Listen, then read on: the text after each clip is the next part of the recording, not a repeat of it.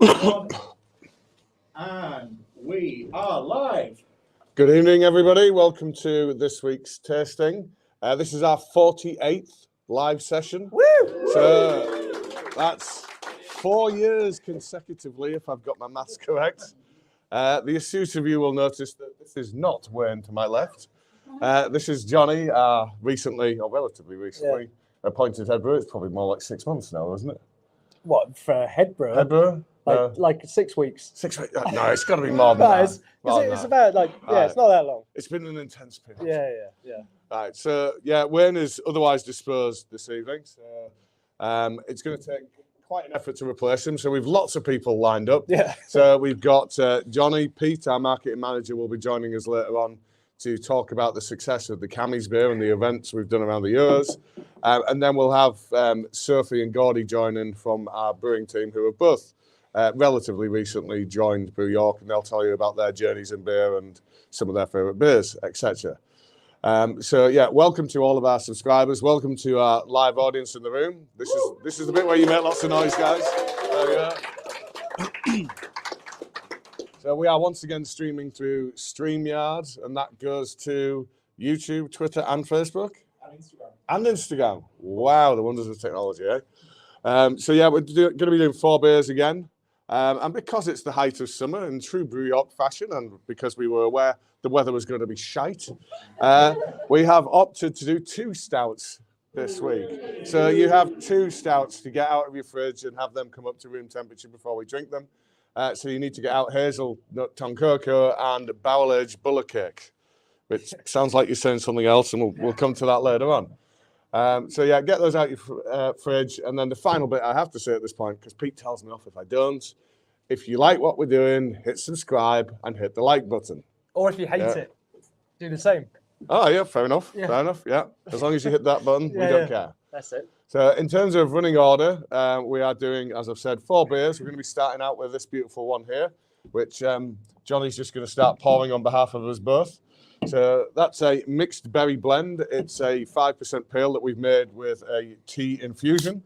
The second beer we're following it up with is Flamingo Bingo, easy to say, which is a 3.4% pink lemonade sour. We'll then have Hazelnut Tonkoko coming in at 4.3, which is a hazelnut version of our flagship stout. And then we will conclude on a 10% barrel-aged Jamaican ginger cake Imperial stout called BULLA cake. Wow, that's a mouthful. Also in your box this month, depending on which one you've subscribed to, you may also have Juice Forsyth Sour, which I hear is great. I've not actually tried it yet.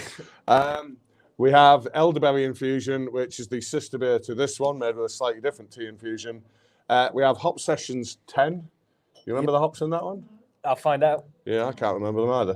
But and we also have a collab beer that was done with Ilkley Vocation. And who was the other one? Roosters, thank you. It's all right, dude, that's why I'm here. Yeah. So that was a 4-way collab, bringing together all corners of Yorkshire and brewed across at Ilkley to celebrate their 10th anniversary, and that was called Dad Jokes. And Luke, who's across at Ilkley, made us all embarrass ourselves telling dad jokes that he could then put out on their socials. Some were certainly more successful than others. As we drink each of these beers, we're also going to pick a subject that we want to cover. We'll always start out with highlights of the last month. We'll then be moving on to Cammy's Lager, the success that's been. Pete's coming on camera to, as I say, share details of that one. We're then doing a bit on Meet the Brewing Team, so that's when Gordy and Sophie's going to come up here with me and Johnny. And at the end, we'll conclude by talking about what's coming up next time in terms of the box and what events you can see us at in the not-so-distant future. So later on, when we do the 3rd beer, Hazelnut Tonkoko, I want you to be feeding back on what versions of Tonkoko you think we should be doing that we've not done before. So we have asked this question before, and we've done rather a lot of these things, and quite frankly, we're running out of ideas. So we need your ideas.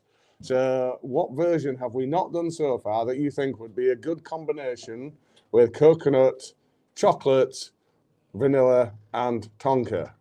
So scratch your brains on that one. In 2 beers' time, we will be asking you for your suggestions, and Pete will flash them on camera.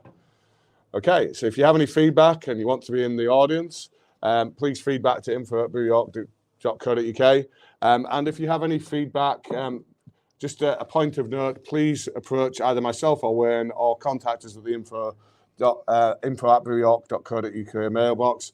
Please refrain from approaching members of staff that may not have been involved in certain decision processes. That's more than likely all on me and Wayne. Okay, so the first beer.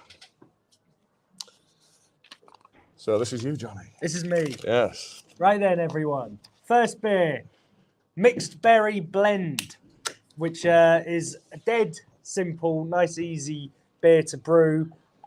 So I like it. And it's, just a fairly straightforward, citrusy pale initially that we brew to be just as pleasant and drinkable as possible. It's not in your face or anything. There's no massive dry hop. There's no massive whirlpool additions. It's just nice, simple pale malt and citra on the hot side, fermented with, again, like quite a clean strain of yeast. Nothing getting in the way of the wonderful tea that we get to throw in this from Hebden. So this one, as the name would suggest, is a mixed berry blend. And for me, it just smells like blueberry ice cream or something, which I love. And I'm looking at the ingredients because the teas that we get are just jam-packed full. And blueberries is the last ingredient on there, which probably means it's the least present. And I should actually be talking about elderberries and grapes. But for me, it's just blueberries, massive on the nose, which is still pretty good. Yeah, we've got the full list here. So in their tea, there is elderberries, grapes, hibiscus blossoms, flavouring, whatever that may be, freeze-dried blackberries, freeze-dried raspberries, blackcurrant, sour cherry pieces, blackcurrant, and blueberries. And it's pretty interesting. Like if you have any of those in your head as you drink it, you'll pick each one out, which is pretty interesting. So yeah, while it is very, very complex and that there's lots of different flavours there, you can still find each individual one. And yeah, I think bit of credit to the brewing team. Like it was because we're just literally putting tea in the beer. There is the risk of it becoming astringent and a bit bitter, like if you were to stew a cup of tea for too long. So it was like a constant tasting process until we were confident that we'd achieved what we wanted to. And yeah, I think... And I think if we're honest, when we were packaging the beer, on that day, it did feel like perhaps we'd gone a little bit too far. It did taste a bit tannic. And that was only after a little bit days. Astringent. But what we're drinking here, it's definitely dropped that. It's definitely a lot smoother than it was on that day. So just, faith in the process. Yeah. Yeah, and this is one of two beers, and I was chatting with Johnny and Sophie earlier, and apparently I've picked the worst of the two for today's tasting. Apparently the other one is better than this one. Good pitch. But I thought because of the colour that's picked up and the aroma of this, that this would be the better. And I think it's excellent. Yeah. And I now need to try the other one to see if your judgment is correct or not. Yeah. No, I think I just, the other one's elderberry and peach. And it's just a massive peach on the nose. And just real smooth, light. Like, it's quite light. I still think it's really drinkable. And just full of flavour. So we've kind of had an internal debate when we were conceiving of these beers some time ago in the planning process as to whether we actually call them tea beers. Because you're not particularly tasting tea there. It's a fruit infusion tea. And the concern was it might put people off buying it because it's said it's got tea in it. So if you didn't know there was tea in there, if we hadn't described it, would you have had an idea that there was tea in there? Yeah. So you can distinctly tell that is derived from tea? Yeah, cool. Okay. So we wouldn't get away with not putting tea on the label, is what you're telling me then? Yeah. Okay. You are getting a bit of the tannins. Right, okay. Bang goes that plan. Yeah, never mind it. Yeah. The teapot will remain. Yeah. So, so Travis, my dear friend from Texas that's just flown in yesterday. Big round of applause for Travis, everyone. Here we go. I was just asked off camera, why don't we call it a fruit beer? And technically it is a fruit beer. It's just a fruit beer that's being prepared with tea. And Travis is sat over there in an I Heart Brew York t-shirt.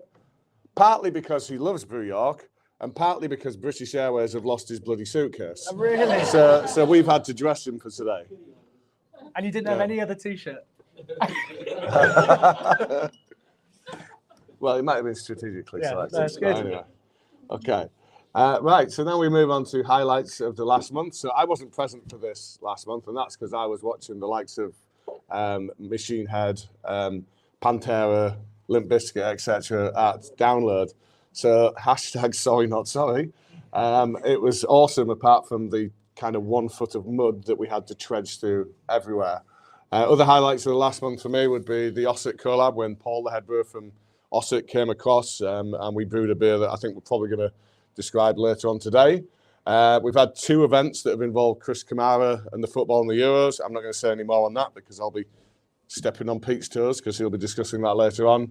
And then the real highlight of the month for me has been the Merchant Adventurers Charity Beer Festival, which I'm one of the lead organisers for, which is held just up the road in the Merchant Adventurers Hall. And it's a festival that we put on to raise money for local children's education.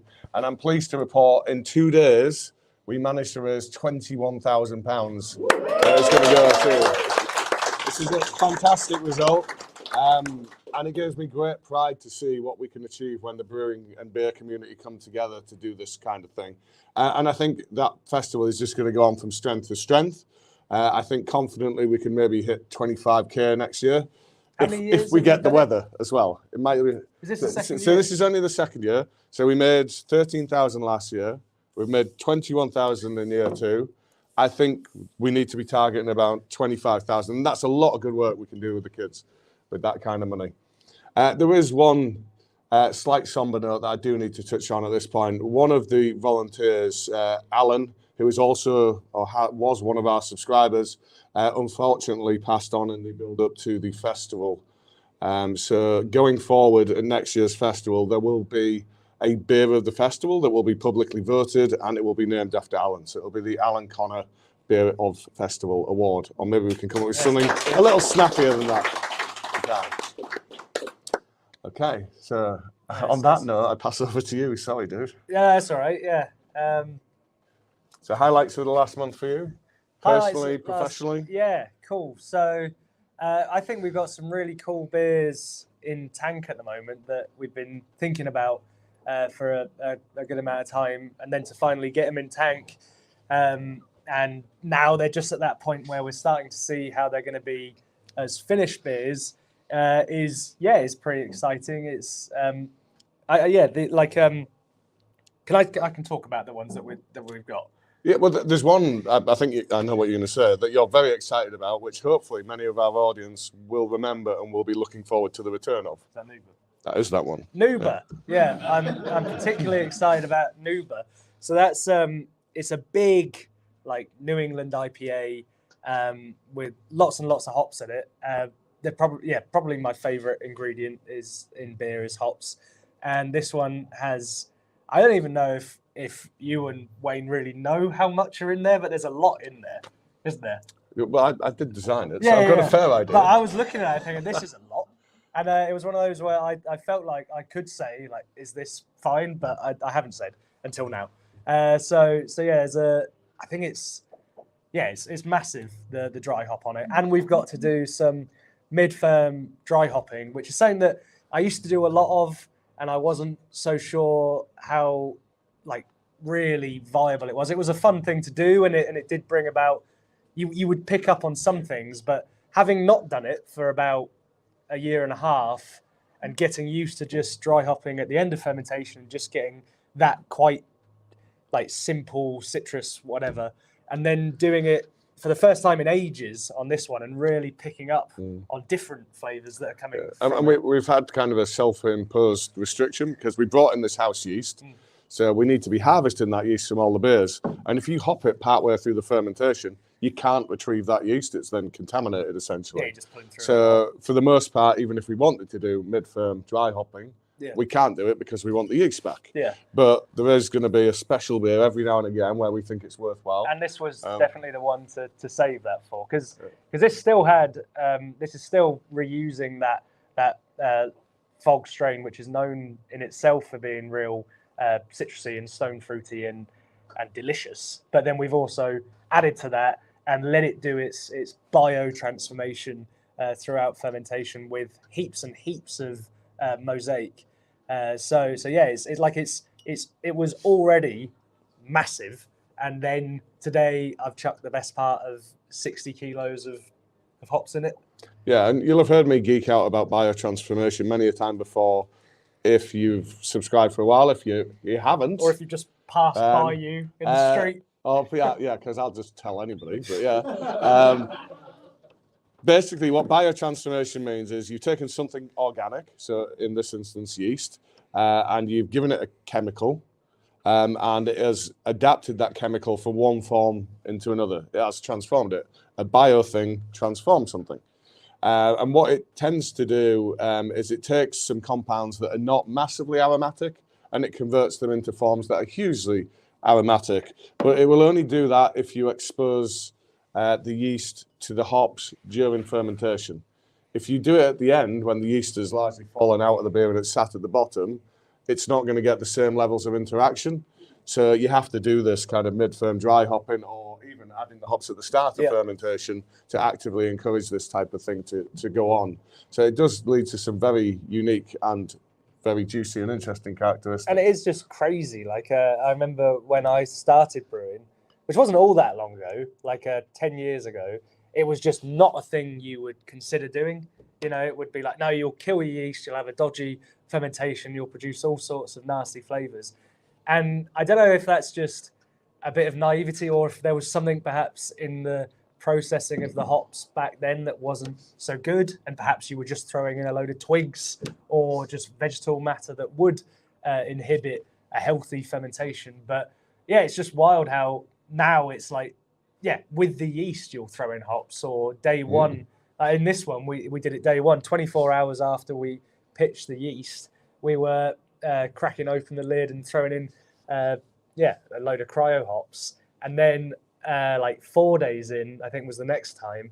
And that was terrifying because it was bubbling like crazy. So it is just a case of get it in and run and get one of the younger people to do it who's a bit quicker. The guy... That rules you and I out then. Yeah. But, well, I asked Alan, and if you ever meet Alan, Alan's a lovely guy. But he's he takes longer to move. So yeah. Almost diplomatic. Almost, yeah. I love Alan, but yeah, he's he looked at that, said no way in Scottish, and then I did it. I'm not going to attempt that. No. Maybe on beer 4. Yeah, he said it in a matter of words, but yeah, so that's really cool. I'm really looking forward to seeing how that one comes out, and it's big. It's like 6.5%, so that's nice. So yeah, just loads and loads and loads of flavour in that one. And we've got there's loads of exciting beers. Like we've got the Ossett collab. We've got like the cask version and a keg version of that I think is going to be great. And also, that's brewed with their yeast, so they brought their yeast to site. Yeah, they brought their strain over in a big bin, but it was clean. And then we've got this loads of like this mango smoothie sour, which has had like 2 tons of fruit in it. So there's 40 hectares, so 4,000 litres of beer, and then 2,000 litres of fruit gone into it. So it's crazy. Yeah. It's another one of those cans where it's going to say on it, rotate gently before serving. Otherwise, you're going to get some nice clear liquid and then loads of pulp at the bottom. Yeah. So you need to kind of homogenize it before you drink it, which is easy for when you're doing it out of the can. Not so easy tutoring landlords to do this on a daily basis with the kegs. Wouldn't feel normal. It wouldn't feel right. Yeah. But yeah, we'll start doing kildekins of that and ask them to rotate them. A kildekin of a smoothie sour. Why not? We love that's cask. Going to be it, right. So a standard cask is a firkin, and that's 72 pints. A kildekin is double the size of that. So Johnny has seen 144 cask pints of a heavily fruited sour. Yes. Good luck finding that audience. 2025. I think that's the audience. I think that's the time. People are ready for that. Yeah. Okay. Right. Show of hands in the room. Who here would buy a cask sour? Yes. You lunatics. Don't listen to you, Sue. Well, I suppose if you take any fruited beer cask Leave beer, it long enough. serve it for long enough, and Yeah. that's essentially You what you'll be probably, drinking. you probably had one. Yeah. Okay, right. So we'll field some questions at this point in time. Have you got anything for us, Pete? No questions so far. No questions so far. A lot of suggestions for TONKOKO variants if you want to go through some of those. Oh, go on. But, What's the best well, one? a bit premature. Put Joanna's on because it's very predictable. We'll do that one. Yeah. So Joanna is our sales extraordinaire admin staff, and she is Mandarin. It was orange before. She's throwing in all the citrus fruits. Right. And Joanna's been off work for a little while. She had an issue with her ankle, and she's had to have it broken and reset. It's not fun. But I believe you're back with us next week, Joanna. I think it might be Thursday she comes back in. But for quite a while, she's been trying to get us to make a chocolate orange stout as the fairy tale beer at Christmas. And Tyler, who runs our wholesale distribution, is very, very insistent that this must never, ever happen. Tyler doesn't really get beer, though, does he? I think he has pretty good knowledge of beer, and he has to sell the stuff, so we need to listen to him. Okay. So yeah, she's been championing that cause for a little while, and it would seem now that she wants to throw orange into everything. So yeah, orange TONKOKO, I don't know that I'm on board with that one. Hopefully later on when we get to this question again, you will have some better suggestions. Sorry, Joanna. So any questions in the room? What have I just broken? It's all right, nothing Right. important. I was just wondering if your approach to beer festivals had changed over the years, because obviously I suspect initially it was trying to get yourself invited. Just wondering if it Still is. over the years. Right. Okay. So the question we've been asked in the room is, has our approach to beer festivals changed over the years? So I'll quickly just touch on the Merchant Adventurers one, if I may, because that's very current. So last year, I contacted loads of great northern, mainly Yorkshire breweries, and I asked for their iconic beers. Turns out that was a stupid idea because people don't go to beer festivals to drink what they've drunk before. What they want is breweries they recognise, but beers that they've not had before. So for this year, I prioritised getting beers that, for the most part, were either new or it was their first pouring in York. So that was lesson very quickly learned with that one. But I think what you're probably more likely asking is, how do we select the beer festivals that we go to? And are we now a little bit more selective about what we do? Yes. So for a long while, and still to some extent, we have to consider them as marketing activities, that there are very few through which you actually make money. So given you're going to lose money at them, you have to work out which ones you think you're going to get the best book from. And we always like to go to London. That's one of the highest profile ones. And that's irrespective of the fact that it very rarely generates any substantial leads or turns into any business. So that is an entire vanity project for us that we continue to do. But there are other ones where you have to pay to play, and then you lose money at them. So those we've taken a slightly more pragmatic decision to, I'm not paying someone so I can lose money. That seems ridiculous. So we've kind of taken a back step from those types of ones. But then there's so many beer festivals out there these days, and I think collectively many are struggling because of the saturation. There's so many of these things now. So yeah, we're a little bit more selective, and I think we like to work with friends as well. So if it's someone that we admire, someone we've done something good with in the past, then we're more likely to get involved with it. Like Siren have just asked us to go to their coffee-based festival, which I think is next weekend, is it? Yeah, so I'm at a wedding, so I'm not able to attend that particular one. My wife, who is sat over there, would kill me if I even suggested such a thing. In fact, I can see the look on her face right now. I am getting the death stare. So yeah, Siren we absolutely adore, and you'll have seen us work with them many times and involved them in many of our festivals. So yeah, they've invited us down, so we're doing that one. So I hope that's kind of asked your question in a roundabout way. Yeah. I've never done a beer festival, so I can't answer. Yet. Yes. Yeah. Right. Maybe one day. For the record, and for I've any been to Brew them, York I've never employees watching, we are always looking out for volunteers to assist at beer festivals. So if you want to be involved, you only have to say. Yeah, I'll go to them, but I've never run one. Right. And which side of the bar are you imagining yourself on? Yeah. Both are just the same. Ooh. Well, I remember Mr. Waters definitely thought that. Yeah. So, One for you, one for me. yeah, Andy Waters, good friend of mine for many years, and he became employee number 1 at Brew York. So he took a salary before either Wayne or I did, because we were looking to kind of grow the business. And he came on board as our tap room manager downstairs. And there was a beer festival over in Leeds International Beer Festival, and Andy was supposed to be on the bar. And he returned to the bar barely able to walk. I was like, where have you been? He was like, I found the 1050. Oh no, I know it's the big ass money stout. So he found these ridiculous strength stouts, over partaken in them, and returned to the bar. And he tried to serve people, and in the end I had to grab him and park him to one side and say, you're just getting in the way now, Andy. And yeah, still having that same chat now. I can't blame him, because I think I've done it a few times, and I think most of us have done it at one point or another. So that's the nature of beer festivals, and us brewer types like to try and mess each other up. Yeah, yeah, it's easy. Okay, any other questions? Or do we move on to beer 2? Huh? Beer 2. Did you get to anything else this month, Johnny? I got up to loads, Pete. Thanks for asking. Go on, what else? Very exciting stuff. I'm 32 now, so I care about my garden. So I moved into my house, and the person who was there before clearly had the best intentions.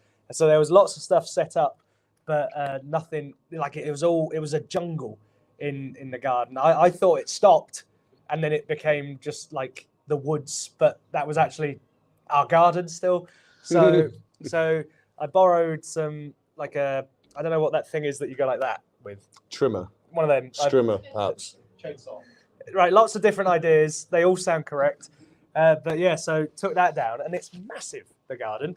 So I have, on my journey to become self-sufficient, we now have potatoes growing, way too many spring onions. Like I'm going to be contacting Yuzu and see if we can set up a deal, because there's no way. I don't know what I was thinking. Like I thought I'll put this entire bag of seeds over all these because none of them will work. But an incredibly resilient plant, it turns out. So I've got 3 raised beds, all the spring onions I need. The other one's cabbage, but that will be like a year. So until then, it's just spring onions. And trying to bat my horrible chihuahua away, because she jumps into the bed and then starts eating them just to mock me. She doesn't like them. She's just doing it to annoy me. So that's been me. That's got to be pretty repulsive, eating raw spring onions. Yeah, she doesn't care. She's just trying to upset me. Okay.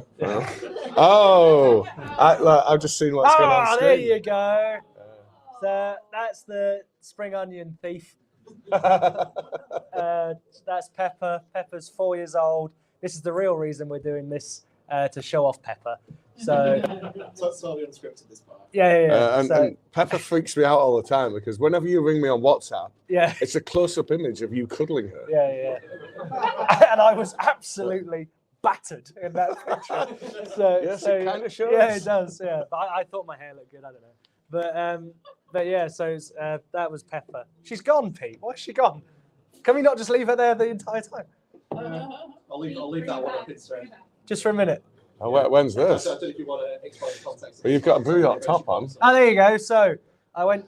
Is that going to come up in a second? Well, yeah, there's a time delay on that one. There you go. I was having a cracking time in Poland. Wait for it. Poproszę jedno piwo. Can I have a beer, please? And I got one.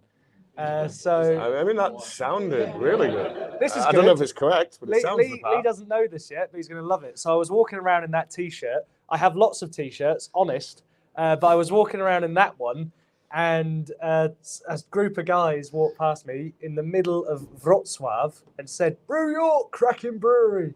Wow. Yeah. How about that? And they're that's just some random guys. And I went, "Thank you, I'm the head brewer." I wonder. So we've worked with Funky Fluid in Poland on a couple of occasions. I wonder if they know us through them. Oh no, dude, they were so English. They know us from that. Right, but okay. it was still. I'm it not was still quite nice. so impressed now. No, So no, you, it was- you've seen other Englishmen on tour? Yeah, Right, okay. they didn't. Yeah, I'd have done a bad Polish accent if they were Polish, but Fine. no, they. Yeah, so that was cool, and I found while I was in Poland, there's a brewery there, like a micropub called I think it's like Tea Time Brewery, but it was a real ale brewery in the middle of Poland. And yeah, they were doing like just blondes, bitters. I mean, that's either going to be really good or really bad. It was great. There was loads of English guys that were there. So yeah, I thought that was awesome. Having a fry up and drinking some English Yeah, style and like everyone was miserable, you know. Oh, wow. Yeah, it was like being at home. A real slice of home away from Yeah. home, yes. Yeah, so Wow. so I was in Poland for a bit. I learned how to say, "Can I have a beer, please?" Done the garden. You've seen my dog. Every time I'm on this, you'll see the dog. And there's a fourth bullet point, so I'll fill that out. Pizza. I make a lot of pizza. Pete, take it away. Right? Yeah, there's still a time delay. Still a time it is delay. there. You can see it on this one. Wait And for people it. at home can see it. They can see it, but You have to there pretend you it's go. there. Right. Isn't that good? Not as good as the dog. We should have done that first. I mean, that looks really, is that just tomato, mozzarella, a bit of basil? Otherwise known as a margarita, everyone. Yes. Yeah. So That does So- look good. that was one of the better ones, hence why I sent it. So everybody got into making pizzas during lockdown. So did I, but I didn't have the proper pizza oven. But for my birthday, I got a Gosney, which is the recognisable brand. I have Is that the gas flame one? It is, however, it is a hybrid, and it came with this cracking bottle opener. I'll leave that there in shop, but yeah, it's that's now become quite a lot of my life in between the gardening and learning Polish. I almost bought a pizza oven last week. Oh yeah, Polly doesn't know this, but this is where you find out. the only reason I didn't, it was B&Q and they were doing this like offer and you could get the free stand with it, but it was out of stock, so I couldn't get it. Otherwise, we would have one right now. It's a cracking story, Lee. Yeah, I thought so too. I'm really glad I mentioned it. No, but they are good, and it's one of those where like I become so stressed out because they're not quite working, but now I think I've got it. I think I've got it down to a T. So I reckon 2 to 3 months, everyone comes over to mine for pizza. Wow. Yeah. I hope you've got a lot of space. Yeah. All Yeah. we need is summer. That was last week. You missed it. Yeah, we'll do it in winter, and we'll have the radlers and the lagers out. So right, we are going to Yes. what pizza collaborations? No. No. So me and my dear friend and your very respectable colleague Yusuf went to Manchester to brew a blueberry and vanilla sour with 7 brothers. That looked like that was really hard. for There's you. a lot of words, but yeah. So that's coming out anytime soon, eh, Yusuf? Next week. How about that? And yeah, had a lot of fun with those guys over there. They've got 2 really nice tap rooms, far too close to each other, but it seems to make sense at the same time.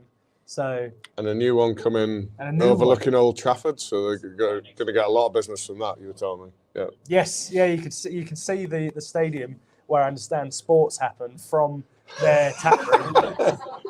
From the tap room. As you can tell, Johnny, massive football fan. Massive football fan. In no way at all. I Although really- has actually got a little bit into the Euros. I got into it, yeah. I really think Michael Owen and David Seaman are going to pull it out of the bag. Yes. Yeah. Oh, It's coming home. We're back in 1996, are we? Right. Okay, right. So we're going to move on to the next beer. Pete, would you like to join us on camera for this particular one? So Pete is coming on camera because he'll be doing the section after we've discussed the beer. But Pete also came up with the branding concept and name for this particular beer. So I'm hoping he will help me and Johnny out in discussing this one. Yeah, I'll do the best. Right. Round of applause for Pete, everyone. Hey. There you go. So Pete is generally the technical whiz behind the camera or behind the social accounts and so forth. And I think this is just his second appearance on camera with us now. Yeah, I think I was on about this time last year for doing the taste with salt and caramel TONKOKO. Yeah, and Pete told me at that time we canvassed the crowd asking what other TONKOKOs we should do. So I'm glad I've been really original tonight. Anyway, so the beer we have here is a 3.4% pink lemonade sour. Pete doing what he tells me to do every time he throws a camera in my face. I've got to hold the can like that. And this was actually kind of conceived by aforementioned Tyler, who looks after our wholesale. And when we did the annual planning, he requested a lemonade sour of some form, and then we kind of stretched that brief a little bit to become a pink lemonade sour. And what we've done with this one is, if you remember a beer called Simon Lemon, which was kind of a lemon sherbet sour. So we basically taken that kind of recipe and then added into that some raspberry puree, some raspberry flavour enhancers, extra bit of lemon concentrate, and attempted to create a pink lemonade. And have we done an okay job? How's the colour for a start? You're asking the wrong guy. Oh yeah, you're colourblind, aren't you? Yeah. Sorry. Yeah. There's a running joke that's really ironic that the marketing manager at Brew York is actually colourblind. So yeah, the guy that's responsible for all the brand colours and all that. But it also might explain a few things. There we go. But no, that's a colour. That's a colour. Yeah, assume pink. Very good. Yeah. Yeah. Well, what do we think in the room? Have we got the colour right? Have we got the flavour right? Would you know it to be a pink lemonade sour? Yeah. Yeah. Very refreshing. Good. Well, that's on brief. Oh, Yes. Sure. And then what about the name and brand concept then? Where's that come from, Pete? So, yeah, I mean, this one was actually really straightforward because I always say to Anne and Youssef in the office that the most difficult brands to work with are the ones where like there isn't like any adjuncts, like it's just like a standard pale or something like that, because it's pretty much like a completely open brief, like we could do anything. But I think when you guys said that you were going to be doing like a pink lemonade sour, I was like, right, we need to do something that's definitely got like a pink theme or something that's around that kind of concept. And yeah, I mean, obviously we do a lot of like animal themed beers, and it was just like, yeah, we definitely need to do something flamingo related. I think for a long time, like the original name of this was just Flamingo, until maybe about a week or two before we sent this off to get the artwork sorted by Owen. And then you thought, I know what I've seen flamingos doing. Yeah, They play it's their bingo all the time. Yeah, it's their favourite pastime. Yeah. Have you never been to Flamingo Land? But yeah, I think it was actually Sam, our sales rep in the office, who said, "Oh, why don't you just stick bingo on the end?" I was like, "Yep, love it." Done. And then there we go, Flamingo bingo. So we just literally said, "Can we have a load of flamingos playing bingo on the artwork?" And yeah, the rest is as you can see on the can. So easy. Yeah. Well, Brew York continues to be as mad as ever. Yeah. It kind of reminds me of Polly. Polly, my wife, who's the back of our crowd. We used to live in Huntington, and we'd occasionally go out for like evening walks and things. And there was a house we used to walk by where it clearly had this nutty cat woman in, and she's got this garden at the front, and all that's in it is different pink flamingos. Wow. She's clearly travelled the world just collecting statues and things of pink flamingos. She'll have a few Her of these entire things garden there, is pink flamingos. It is absolutely crackers. I don't know about you guys, but like every time I go into like a garden center these days, it's just always like flamingo ornaments and like garden decoration things. But yeah, they must be on trend or something. Yeah. Well, we've certainly cashed in on that trend. Eh? Yes. It's all about the money. I mean the beer. But yeah, no, it's just again like it's always about the aroma, but it just does hit you in the face with lemon, doesn't it? No, I really like this beer. I mean, Maybe when the sun comes out, if ever. yeah, I was about to say it feels wrong being in a dark room. Like That's where I do most of my drinking. yeah, well there we go. But yeah, just this would be perfect, like at a barbecue or something Yeah. like that. Absolutely, yeah. You need the sun. You need it to not be like it currently is now. But yeah, one thing that Johnny reminded me of earlier. A younger you.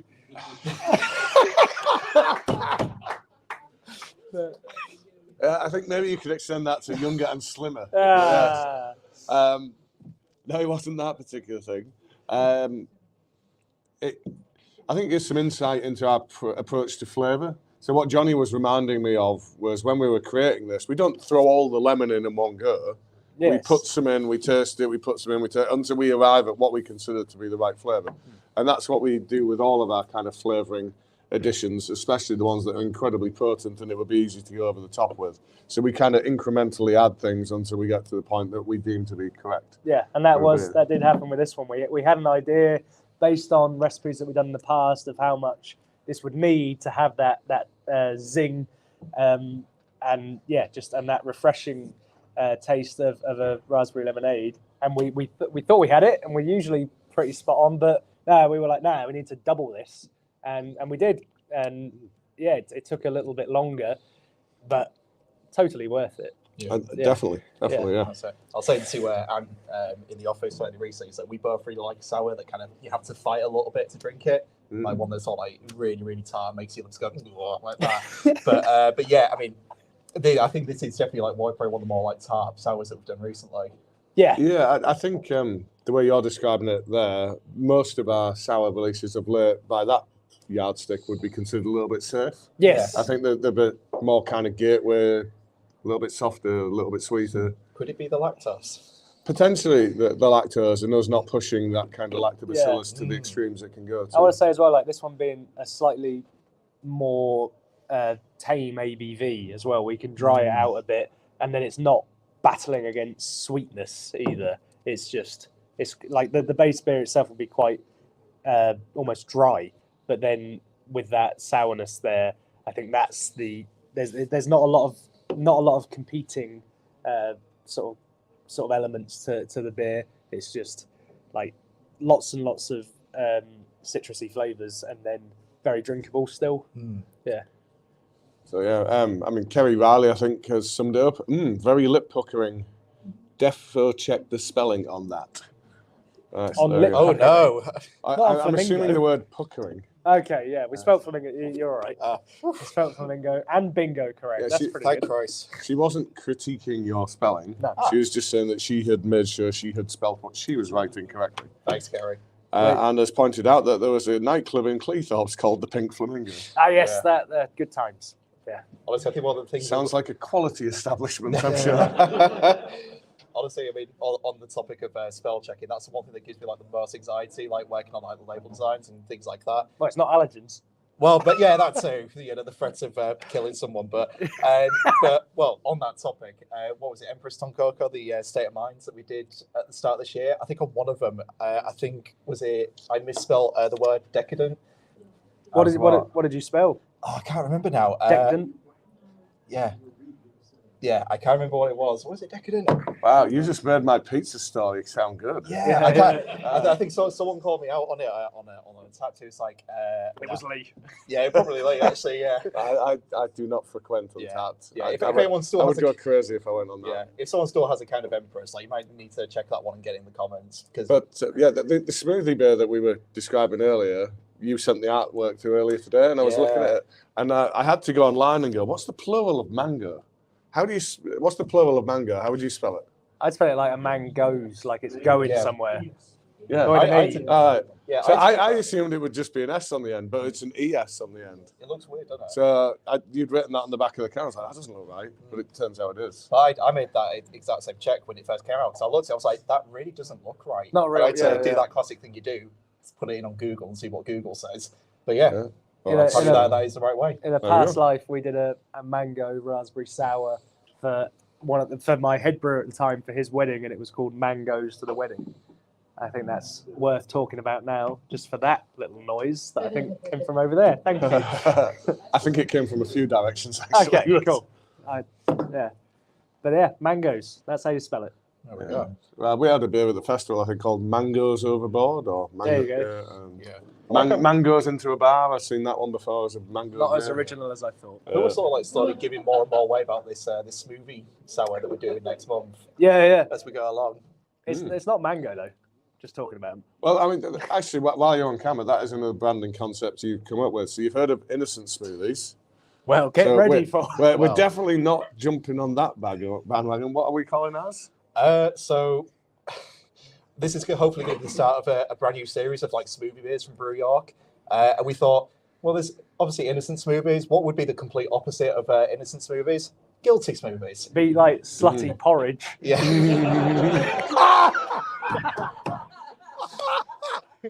Oh wow! Yeah. Oh, wow! That's one way of putting Right, it. that's So- one for the t-shirts. 2025.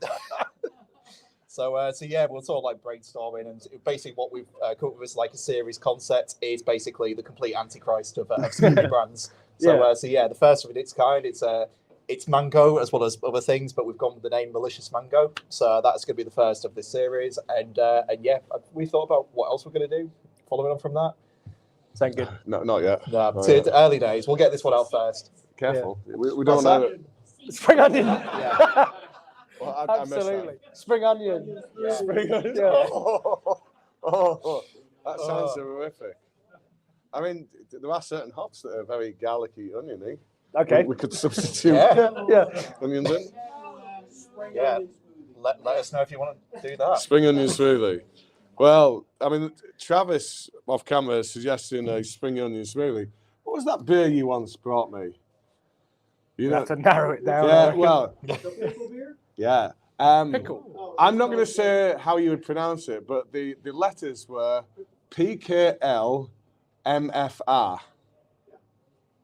That's not No, was it PKLFR? PK. PKLFKR. And it was a pickleback turned into a sour. And it was truly disgusting. It was great. You're ungrateful, man. So has anybody worked out what those letters are supposed to? So like pickle fucker. There we go. Yeah, that's what the beer was called. That's how I spell. And it, Argue about it today. yeah, you loved it. On camera. I thought it was an absolute abomination. So like pickle brine, sort of. Basically, Oh, pickle brine, soured as a beer. yeah. Pickle brine's awesome though. That's Are you saying let's talk more as in you want We to wanna do conceive that. of this beer? I have she's got visions. aspirations. I have visions. All right. Well, Sophie, when she joins us on camera, will be asked the question of beers she wants to see next year. I'm hoping this idea does not And we'll reappear. cut to an ad break. Yeah. I will say that pickle beers are very popular in Texas. Yeah. Spicy pickle beers, blue raspberry pickle beers, straight pickle beers. Right. So we are hearing that pickle beers are very, very popular in Texas. Just pickle brine in general, like That's one Sorry? vote. You like them? Wow, you're as bonkers as him. no, it's like literally become a bit of a trend on the internet at the minute. Just like so many people are just like going to their cupboards and fridges, just like taking a jar of pickles and just drinking the brine. Yeah, People do it, man. yeah, it's great. I've seen people drink the brine from like a jar of hot dogs. I think that's good. Well, that's called Schenkler, isn't it? That's it. It's got a name. It just needs a German name. The and German you'll get on smoke board. beer. Like, I kind of Schenkler, Oh, if I touched could the say mic, it. sorry. Tastes like hot dog brine. I've never seen you look so disgusted before. Yeah. I mean, if you want to drink pickle brine, go ahead. Just don't involve me. Right. Okay. Pete, let's move on to the success that has been Cammy's unbeer-leavable lager and the events we've run during the Euros with the support of Chris Kamara. So what can you tell us? Jeez, like where do we begin with this Cammy campaign? I would suggest point one on that list there. Yeah, and do we not just call it a campaign? A campaign.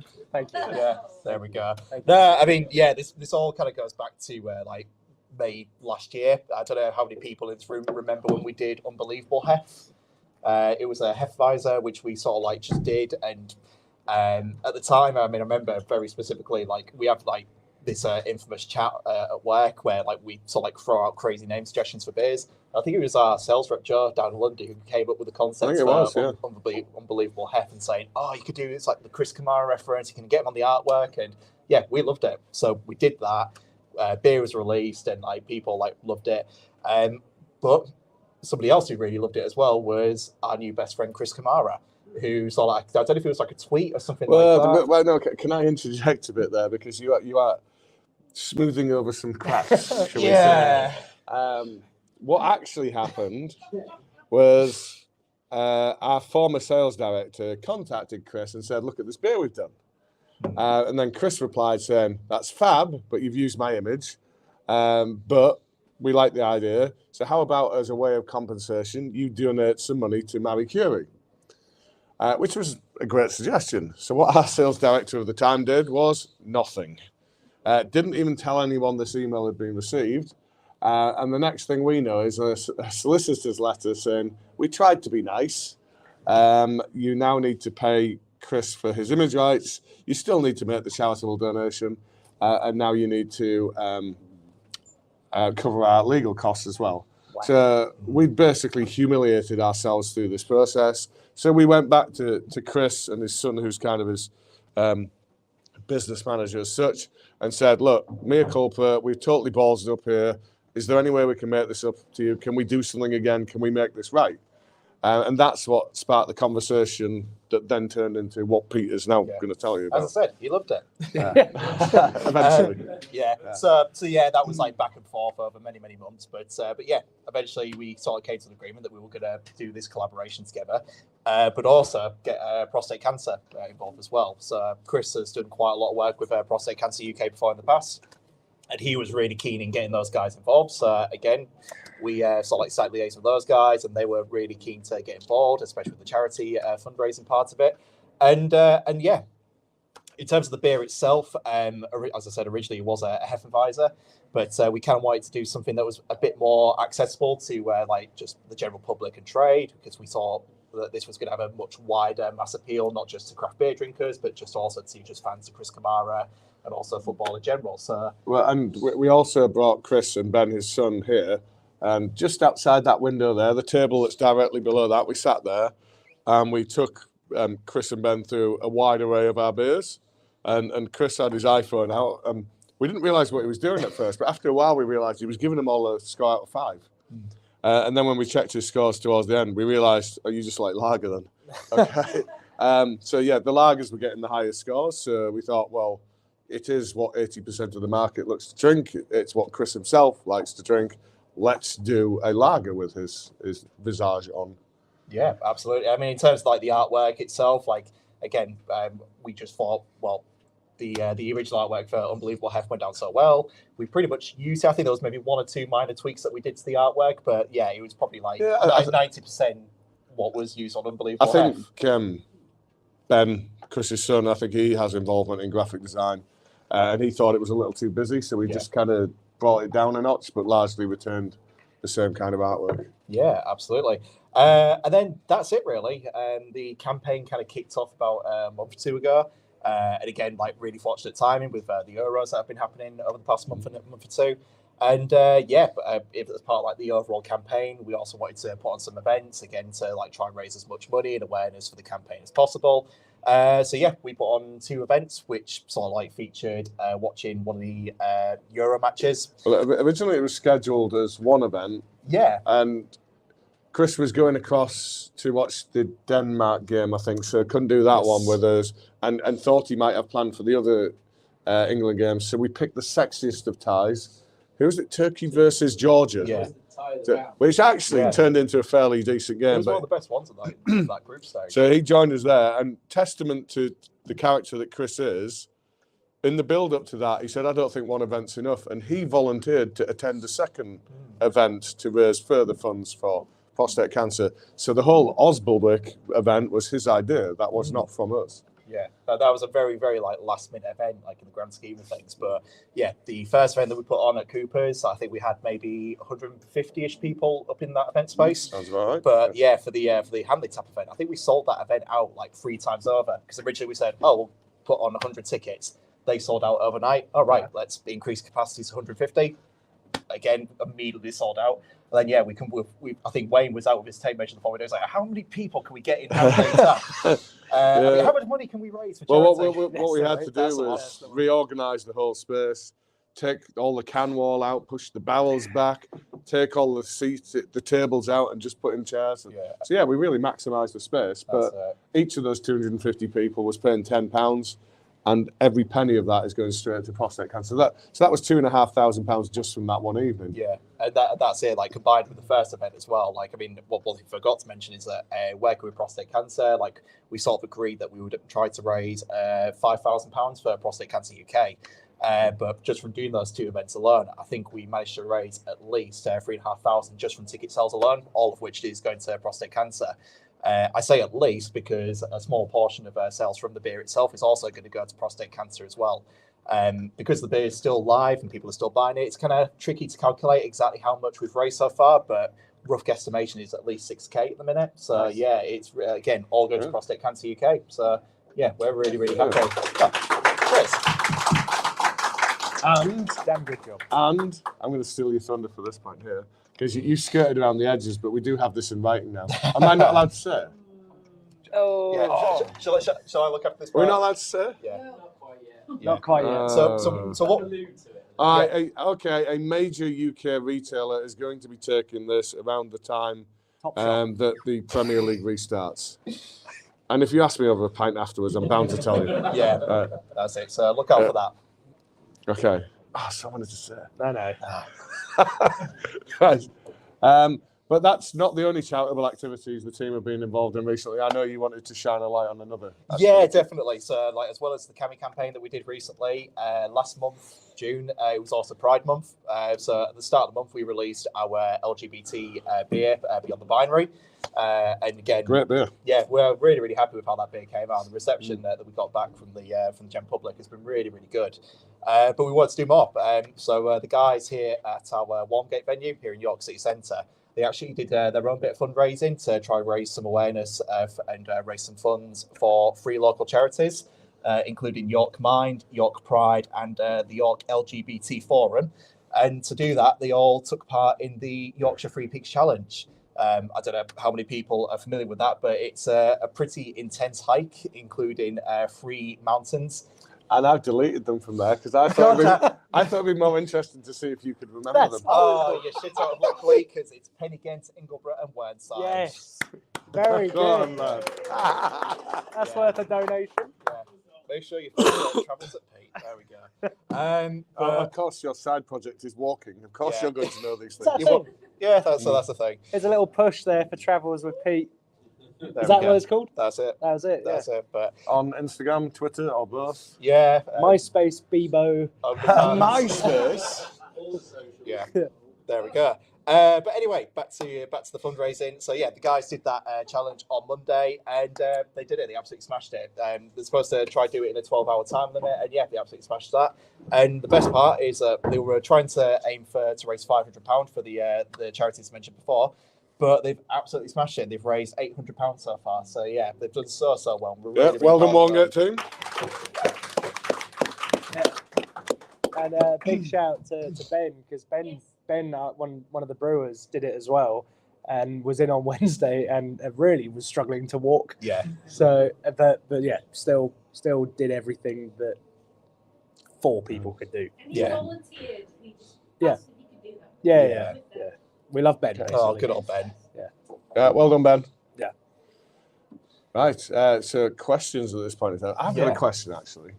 Given Wayne's not here, are they still doing the sweepstake on here? And who do they think is They're going to always lose doing the it? sweepstake. So who are they saying is going to go to Lou first? It's going to be me. Because I'm feeling great right now. It's definitely not going to be me. Right. Well, can I say it's me? Are you asking to go? So- to Can, the can I go So- to the toilet? So please? you are fulfilling Wayne's shoes Yeah, in every I'll- sense of the You might term. want to take the mic off. I'll leave Yeah, don't do a naked Shall I leave the gun. mic on? Right, there you go. Right. I lost. Well done. Cool. Should we go through some questions? See you in 10. Yes. You might have to scroll up through them. Okay. Yeah. Apologies. Usually I'm the one behind the camera, so like picking out questions for people, but I'm over here now. All right. Well, you keep ad-libbing while I find a question. Yeah. All of well, it, what's this your all name? seems to be comments. Do we have any questions in the room? That's all. No questions. Has anyone got any nice plans for the weekend? Oh, it's all just suggestions for TONKOKO variants. Off topic, right, Morag Reevens, apologies if I mispronounced your surname there, but off topic, has Brew York considered making a tomato beer? Yeah, do you know what? Kind of, actually. Because when I was over in Norway, there's a bar in Oslo, and there was I think it was a Croatian brewery that had a Bloody Mary sour, and it was incredible.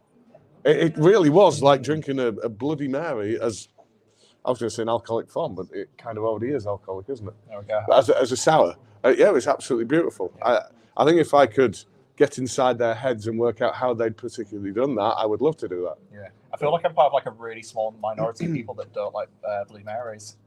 but I've just never been able to kind of get on board with them. It's just a bit too. Yeah, out there your for me. hangover's clearly never been bad enough. Yeah, true that. Because they do have a purpose. Yeah. I mean, I suppose the other famous kind of tomato-containing beer is there is a pizza beer, like a tomato and basil beer. Nice. I forget who makes it, but it's a US brewery. Travis, do you know who makes that one? Which one? The pizza beer. Yeah, Martin House in Fort Worth.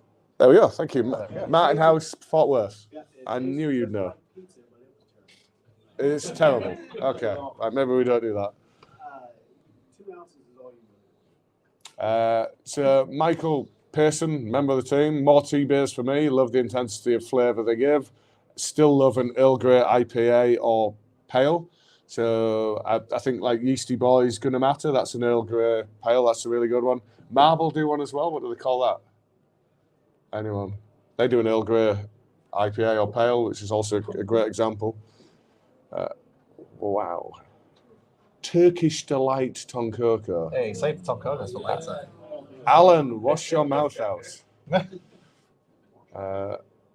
Right, yeah, this is just a lot of comments, not questions. Chocolate orange stout is an amazing idea as long as it does what it says on the tin. So yeah, there is part of a reason that we are reluctant to do a chocolate orange thing. We have done it before. We did a beer called Chockwork Orange. Orange is a difficult one to get right. Yeah. A lot of brewers. Orange is really hard to get right because orange flavour is an oil, and oil and water doesn't really work. So we got orange extract as an oil, and then I bought an emulsifier thinking I could bind the two and it would work, and it still didn't bloody work. And I really regretted attempting to make that beer. And in the end, we opted for a fake flavouring to introduce the orange, and it was okay. I don't think it's ever really struck that proper Terry's chocolate orange note. So, yeah, it's not just the fact that it might not sell well that we're reluctant to do it for. It's because it's a very difficult thing to try and achieve. Again, Michael Pearson, how excited is Lee for Dark and Wild Festival? Metal, stout, and sours.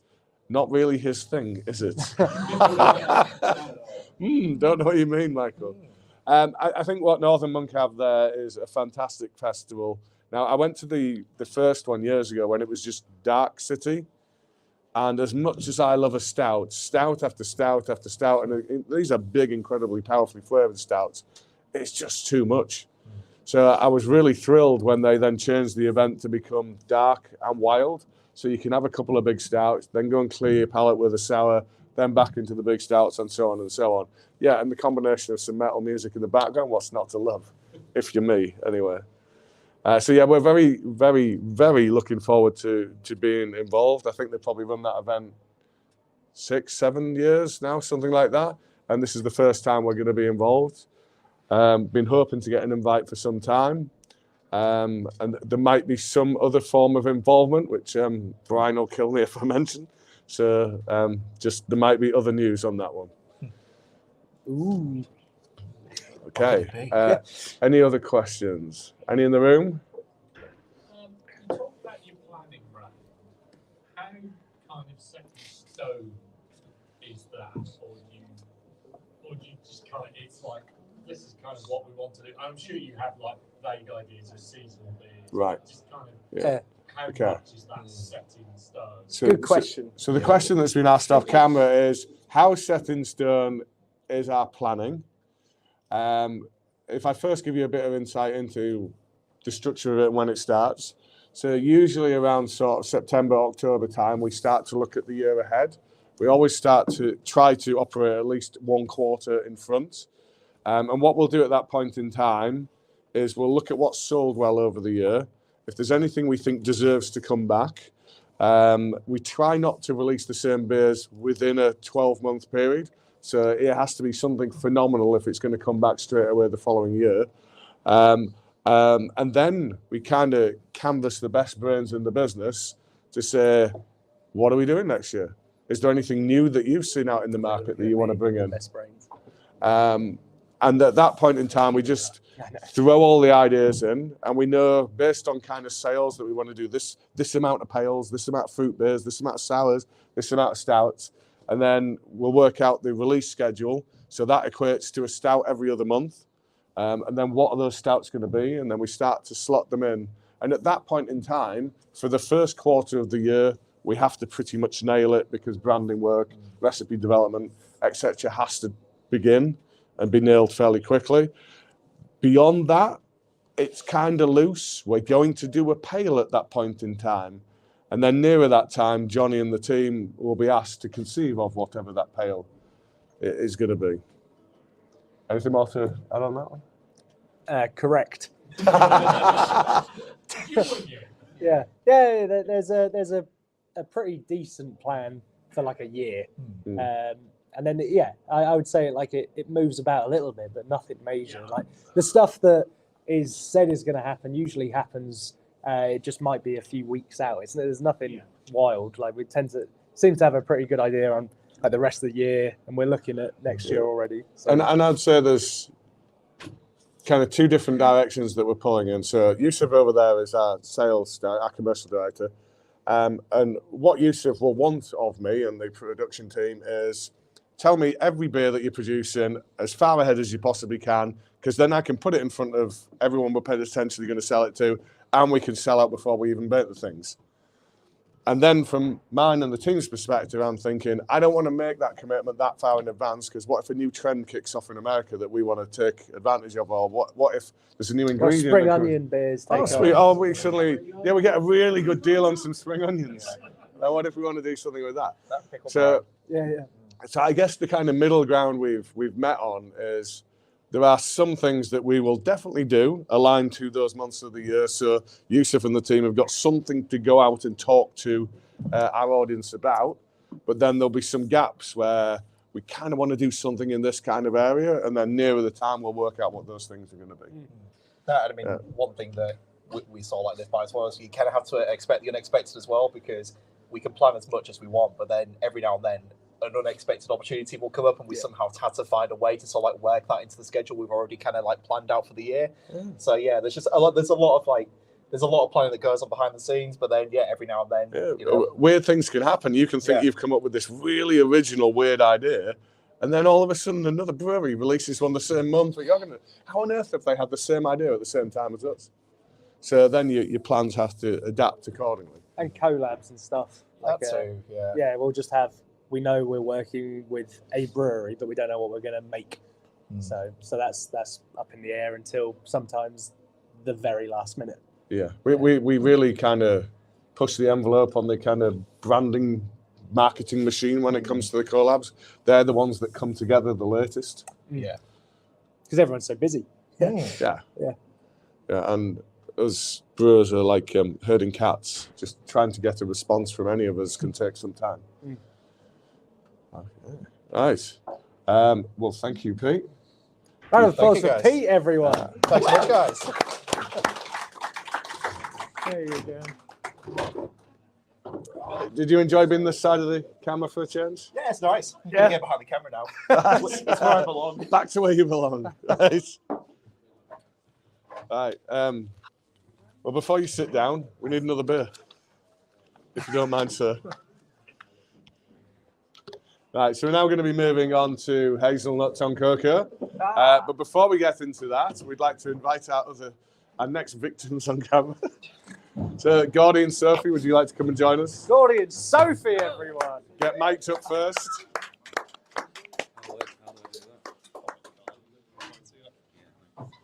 Helps if you're not carrying two beers. Well, I've got my actual beer in my tasting glass. Right. So you brought a glass with you. We just have spares down here if you. Oh no, I was sorry. No, I wanted to be prepared. I was like, I'm going to bring the I glass. brought my tasting glass. That's fine. We had spares in case you didn't. As long as you have an empty glass, that is our only requirement of you right hired now. prepared people. Good. I would like to hope so. Right. So we will do a little bit more on who Gordy and Sophie are. They are part of our brewing team. Sophie has not since long joined as lead brewer. Gordy has joined as one of our brewers. But first, we need to get some beers and glasses and talk about beer before we get into their illustrious brewing pass. So grab one of these guys. Start pouring yourselves one of these.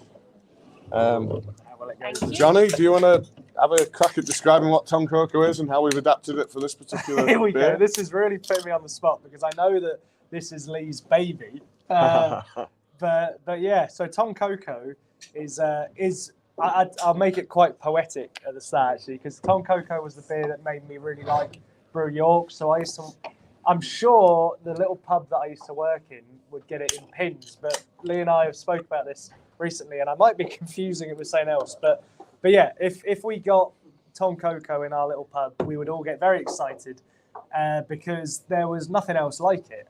It was all things that I feel like everybody knew it would work, but no one was really doing, because you've got coconut and chocolate, great, and then Tonka, which was it still is this really exotic ingredient, and we still are grinding up Tonka beans and infusing them in the beer. So it's still even though it's we're a much bigger brewery now than we used to be when there was much smaller batches brewed. It's still very much, here's these beautiful raw ingredients and let's infuse them in an already stellar stout. So yeah, that's was I describing the beer? I've gone off on a tangent.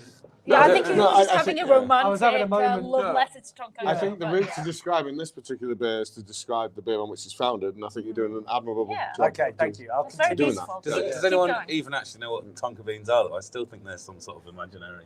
They don't really exist. No, they do. No. I just know that they're poisonous, and They only exist. this isn't a good selling point. This is why Pete does this bit. But I know that there was a restaurant that was closed in London in the mid-noughties because they poisoned people with Tonka beans. Well, that would take some doing. Yeah, So, the reason it's a risk is because Tonka beans, the tree nut growers in South America, they have in them something called coumarin, which is a blood thinner, kind of like warfarin. Coumarin. Coumarin. Oh, so I was wondering why we didn't get Cammy on there. No. Coumarin. Coumarin. And it's a blood thinner, but you would have to eat 30 individual beans for this to cause you problems. And I tried to eat one, and it's goddamn disgusting. If you get through more than one, you're doing well. Okay. Well, I think that there was a death. Anyway, beautiful beer, wonderful flavour. They must have concentrated it in some manner and then used Which that, is I guess. not something that Brew York does or will do, for the record. Well, the comment I've used many times is you will die of alcohol poisoning before the coumarin gets to you. Here. You'd have to consume a hell of a lot of this for that to be a problem. Yes, but mainly damn good beer that welcomes other additions, because if you have that much flavour, why not add some more? Well, it's kind of the Brew York way, though, isn't Yeah, it? yeah. It's everything and the kitchen sink. Yes, yeah. And the kitchen sink was full of hazelnut on this occasion. Yes. So yeah, it's. I mean, we've already got lots of nutty, sort of dark flavours. So yeah, lend themselves to hazelnut. Popular demand. Here it is. So we just had a comment flash up. Can you pop it back up, Pete? It's gone off. Daniel Sawyer has basically just said what you said. If I ever see TONKOKO on cask, it's pretty much all I'm going to be drinking for that evening. Yeah. No, it was I don't know if anyone knows Cap and Collar and Saltaire, but that was my real entry to craft beer, and everyone was very excited when they get this on. And yeah, still are. Cool. And there was another one, Vince UK, that just came up, and it's gone again. You have to put it up for me, Pete. TONKOKO, easy for me to say, and its variants are the beers that made me a subscriber. Well, awesome to hear. Thank you, Vince. So we have done many reinterpretations of this style. I'm going to be honest and say that this isn't my favourite one.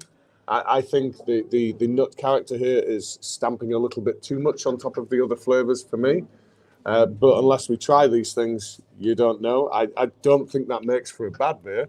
I just think there has been better interpretations of this, and I will always be honest about these things. Nice.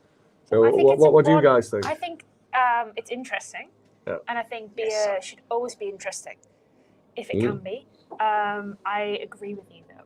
Yeah. I don't know if hazelnut was something that needed to necessarily fuse with TONKOKO, because I think it's kind of a perfect beer as is. And this was a particularly great batch. Nice. Yeah. Why was that, Sam? We're gonna Yes, get to that, it aren't was. we? It's a trade secret. it wasn't a trade secret at all, was it? Yeah, Why it's such a good batch. Yeah, we've had a bit of a hiccup in the production of this, which almost made our centrifuge go pop. I go away for 2 days. So we always use desiccated coconut, and it's usually that stuff you've probably had for your cakes and things at home, the kind of fine stuff that's got little flakes that are about the size of a rice grain.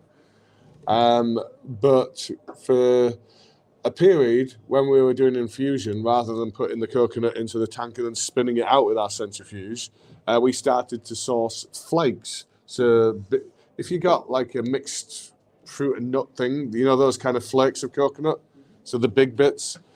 So we were getting things like that, and we were infusing it in a vessel, putting the beer across it, pulling the beer back out, and then packaging it.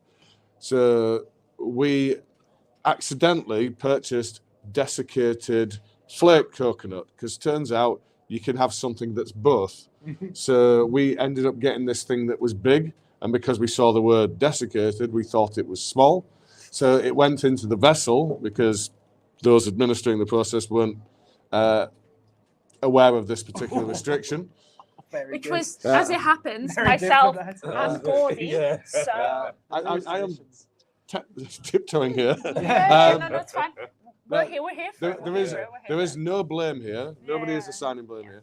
That's But when what the it cameras meant are was on. we then had big things in the tank from which the coconut was getting extracted, and it's delivered a very nice coconut flavour.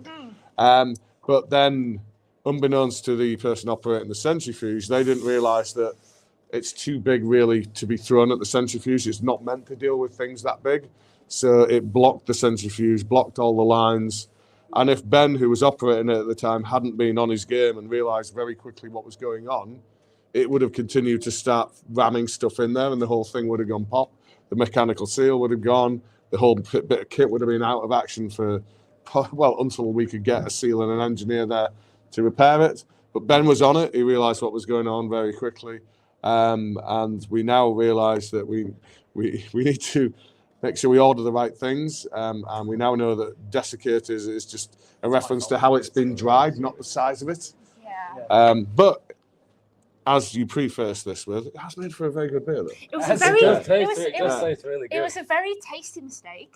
And Yeah. I think the centrifuge in this instance was much, much smarter than any of us were, because it decided to shut down before we could push any more of that giant coconut goodness. And that was me giving Ben the credit. No, Ben, No, Ben no, gets no. credit always, but I actually Yeah. genuinely think it was a case of the centrifuge like, what? No, thank you. No, we're not doing that. Further context, I was enjoying the Monet gallery, getting all my culture, and Ben rang me saying while I was there, and I knew that it was painful for him. He didn't want to bother me on my day off.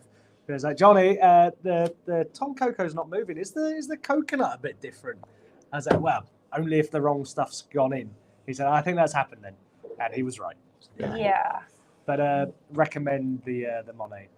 It was such a bizarre moment though, because we taste the beer at every point of the process. So pre-transfer, during transfer, after transfer, and everybody stood back and was like, wow, this has got so much more cocoa Coconut profile than normal. It'll have been all that compacting in the centrifuge, squeezing the flavour out. No, of it. this is pre-centrifuge. And it's like, everyone's like, this is so chocolatey and wonderful. And we're like, what's different? Wait, we put something that's not meant to go through the centrifuge in there. Well, that's counterintuitive, because the reason you use the finely grated or whatever they do it Because it should have is more. larger Surface surface area. contact area, Yeah. so you extract flavour Unless you quicker lose and in something bigger that- character. in that process. Maybe you lose something in making it that fine. Potentially, Yeah. potentially, yeah. Have we created a new experiment? I think this is Yeah, just one we're not simply going to repeating, be. I can tell you that. It's going to have to be the way we do it from now on. I'm No. sorry. That centrifuge cost us £85,000. We are not doing that again. Thank you. Agreed. Okay. Yeah. So, what's been your favourite TONKOKOs over the years then, if you've had any of our other iterations? I mean, there's the big uns, if that counts, like the Empress. Does that count? Can I say that No, one? any version of it, yeah. Yeah, the bigger ones.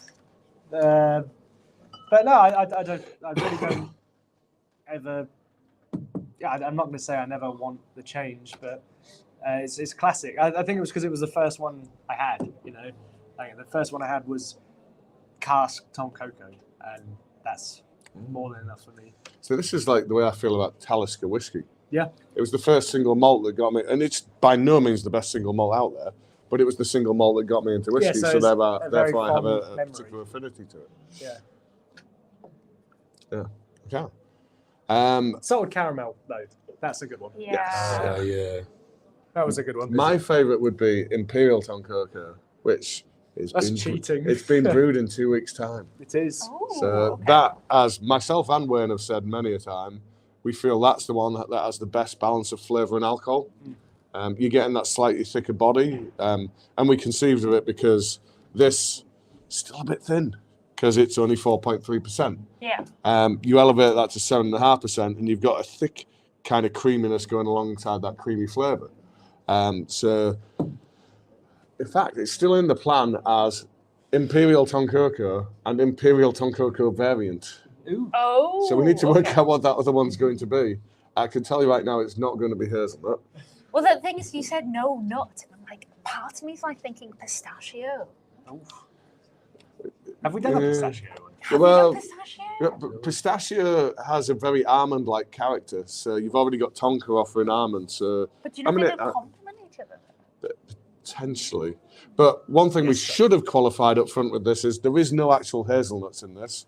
We don't want that kind of allergenic concern, so you have to use flavorings. So it's hazelnut essence. It's never seen a nut in its life because I don't want to kill anyone. And hazelnut essences, kind of good. Peanut butter essences, you can get some really good ones. I've tried a few pistachio ones over the years, and they all end up a bit weird. Yeah, I not so great. I don't think I've found a good one yet. If you can find a good one that you want to have us play with, we'll have a go. But I've not found one yet. Okay. Cool. Right, so on to our brewing team. So you kind of met Sophie and Gordy now. But Sophie, can you just give us a little bit of a rundown of your brewing career so far and how you found yourself at Brew York? Yeah, it's kind of a long and winding road in one sense, but in 2014, I moved to Vancouver in Canada. Young whippersnapper, if I could ever believe myself to be such a thing. Excuse me. Yes, thank you. Sorry about that. It was a very different environment to what I was used to. I'm from Carlisle, so I'm from a very small town. That you was telling me that 2 days ago, you told me it's just got its first craft bar. Okay, 2024. No, but this really feeds into what I'm saying because I moved to Vancouver in 2014 and the craft brewing revolution just exploded. And I worked in the coffee industry for a long time because it's a lot of those transferable passions, you know, like strong flavors, a lot of sensory analysis, that kind of stuff. So I started working for a brewery called Steamworks. Absolutely fantastic. Kind of on the same scale we are, quite big, but they weren't as bold as we are. They didn't make beers with so much like flavor, passion, and personality that we do. What kind of UK brewery, in terms of their flavour approach, would you say they were akin to? Oh, wow. Oh, something very safe but tasty. So I don't know, maybe like Northern Monk. I don't know. Oh, I wouldn't say Northern Monk. Outrageous. Northern We've Monk still got to go are to that festival.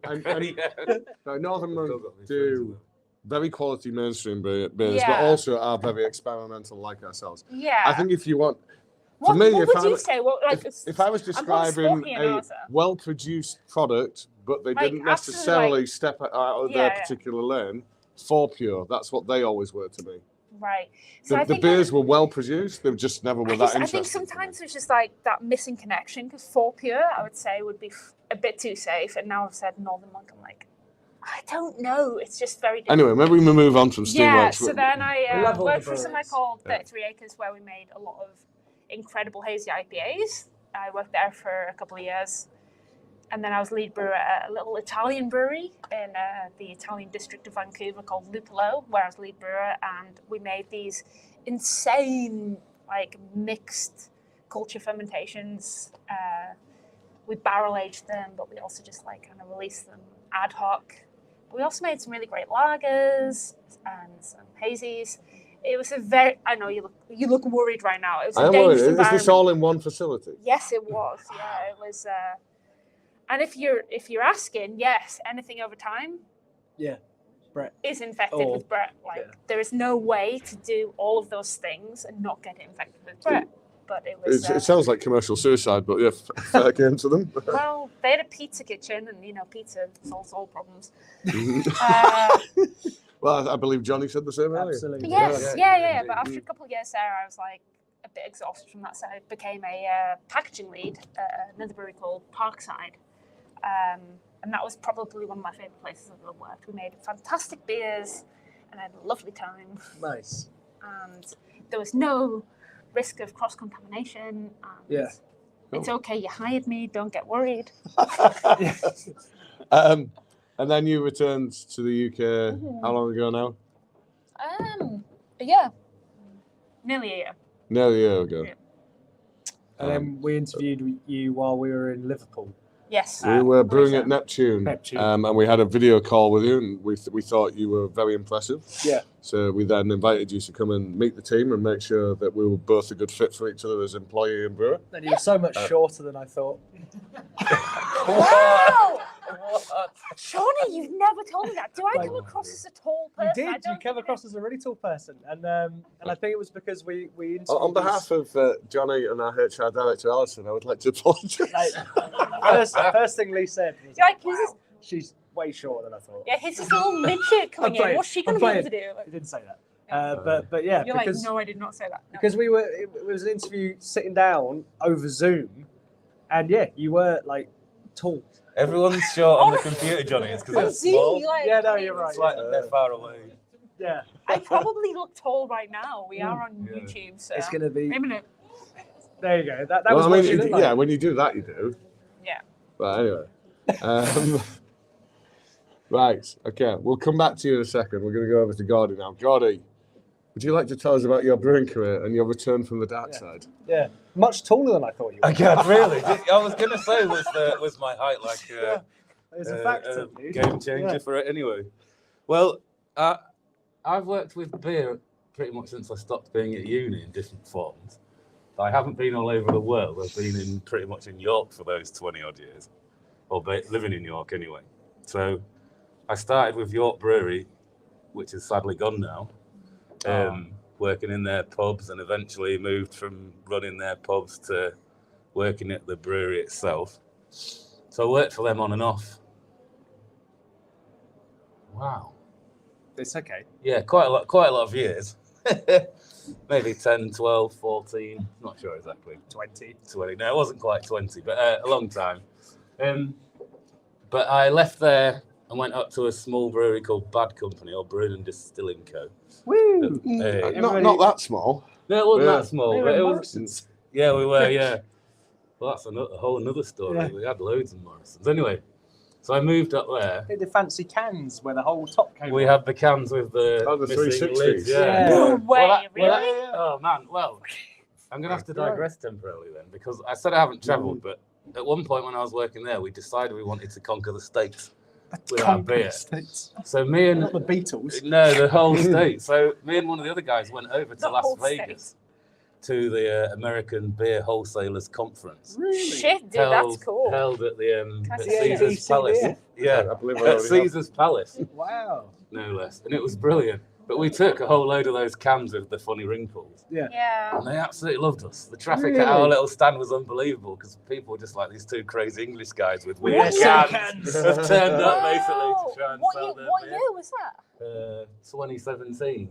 Yeah, okay, so that tracks. Yeah, Yeah, because the there was a time 360. when Yeah, we were they famous. started becoming a thing in Yeah. Canada, and it was like, cool. We were famous in our own right for those 5 days at Caesar's Palace. And like that doesn't even begin to go into some of the Lee, who stories. cares about beer? But yeah, that was good. So I had great fun at Badco. stayed there for a good few years. And for the last 6 years until I moved to Brew York, I've done nothing. Not allowed to say. No, You're allowed to say I'm joking. I've still been working in beer, but as Lee alluded, I went to the dark side for a bit. So I've worked for Heineken, John Smith's in Southampton. I know, yeah. That's crazy. Well, Wow. It's incredible Yeah. what you've done. it's And we're all incredible. jealous. It is actually really fun. We're not jealous. The beer's not as exciting. It's different styles of beer, but it still brews and makes the same under the. I think it sounds a Underneath lot it harder, all. to be perfectly honest. And And it's a we've total had art some in itself. conversations about it. Like, Yeah. wow, That's the way I was thinking. Look at it. The stuff that you can do in the time that you can do it, and the consistency that they produce, it takes it to a. I don't want to say a whole nother level. Completely like adjacent. Yeah, almost like it's Yeah. transformed from brewing into chemical engineering. and Totally. stuff. Totally, Yeah. yeah. Like, Yeah. I think if you didn't have the attention to detail and the That precision makes you a great of being brewer. a brewer that you are, Yeah. then we're I talking thought- about massive brands going Every- fucking I think tits up under a everybody, night, right? every So, brewer thinks that I know that I would listen to. Yeah, thinks it's the business being able to do it like that. It's definitely fascinating. It's huge. I learned a hell of a lot as well Yeah. about how it works on, like you say, sort of consistency wise, scale wise, and things like that. Just the turnover, how The sort how of speed. yeah. Probably the guy or one of the guys I most respect in beer is a guy called Professor Charlie Bamforth, who No, it's pronounced Yeah. Johnny Orwin. yeah. Professor Charlie Bamforth has recently retired, but was a professor at Davis in California, I believe, And Harriet Watt. and Harriet Watt, and I think is still operating in a consultancy capacity to both the university and to Irby InBev, which is the Budweiser owner. And he was the guy that probably taught me to have the appreciation of big beer. And Yeah. he said, you might not like what they drink, but you have to appreciate the consistency with which they create what they do. And every batch is the same. You would Yeah. never Wherever be you able are. to distinguish one batch of Budweiser from the next, or one batch of Stella or Carling or whatever to the next, because they've absolutely nailed that down. And the real holy grail of any brewer is to be able to do what you do consistently every Yeah. time that you do it. And really, whatever level you're at, you have to look to the big brewers to really master that art, master that science to be able to do that. You do eventually get to be able to taste them apart when you taste like 8 different FVs of Moretti at 6:30 every single morning, over and over again. Wow. The Well, You do, yeah. well, You're not even on shift, You're Gordon. like- Get out of here. well, I mean, Oh yeah, that's the one that had an extra 10-minute in the whirlpool. Yeah, that's the one that's. You didn't. A I think few of probably our it's former- ridiculous. sorry, a few of our former brewers have made it across to Heineken. This is the first time we've ever lured one Got one back from the Yeah. dark side. But one of our other former brewers, Matt, he tells me about all the beers are brewed to a higher strength.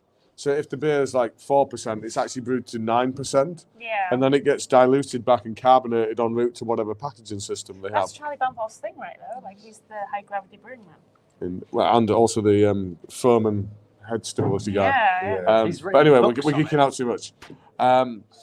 But Matt was saying he would get to try all those higher strength things. And he Oh, said good. some of them are amazing. Yeah. He said the Newcastle Brown Ale, if you drink that at about 9%, apparently that's phenomenal. Oh, yeah. Before when it's just been Of course moved it is. into maturation tanks. Yeah, Nuki Brown at full high gravity is delicious. He occasionally did a brew of Murphy's there as well, and that unliquored back like full strength. Yeah, so I can about imagine. that was never as strong Bang. in the first 7 or place. 8. So Seven it's or kind eight. of like a Guinness export. Kind of Yeah, thing, but yeah. just beer's delicious and highly dangerous. Obviously, you only have one Maybe tiny we should, sip and maybe then we spit should it in do the like sink. an original. Of course you Heineken did. brand Of course you did. Where we just brew everything before they liquor it back. Yeah. Yeah, because I imagine they wouldn't be too litigious at all about that kind of thing. I don't do the Anyway, business. let's find out a bit more about Gordy and Sophie. So, what are your favourite beers in terms of Brew York, because we kind of have to, and broader beer world? What's your kind of go-to, or what do you consider to be the best? Do you beer like of being the called style? Gordy, by the way? Because we just call Yeah, you you're Gordy. Yeah, just call me Gordy. I Gordy know, or Gord is yeah, fine. Call you Yeah. Gordy. Yeah. Yeah. He's always been gaudy to me. It was only when a Yeah. CV got didn't sent in that I realised you had a He surname. didn't think you had a surname. He Yeah. thought your surname was Gordy, Gordon. yes.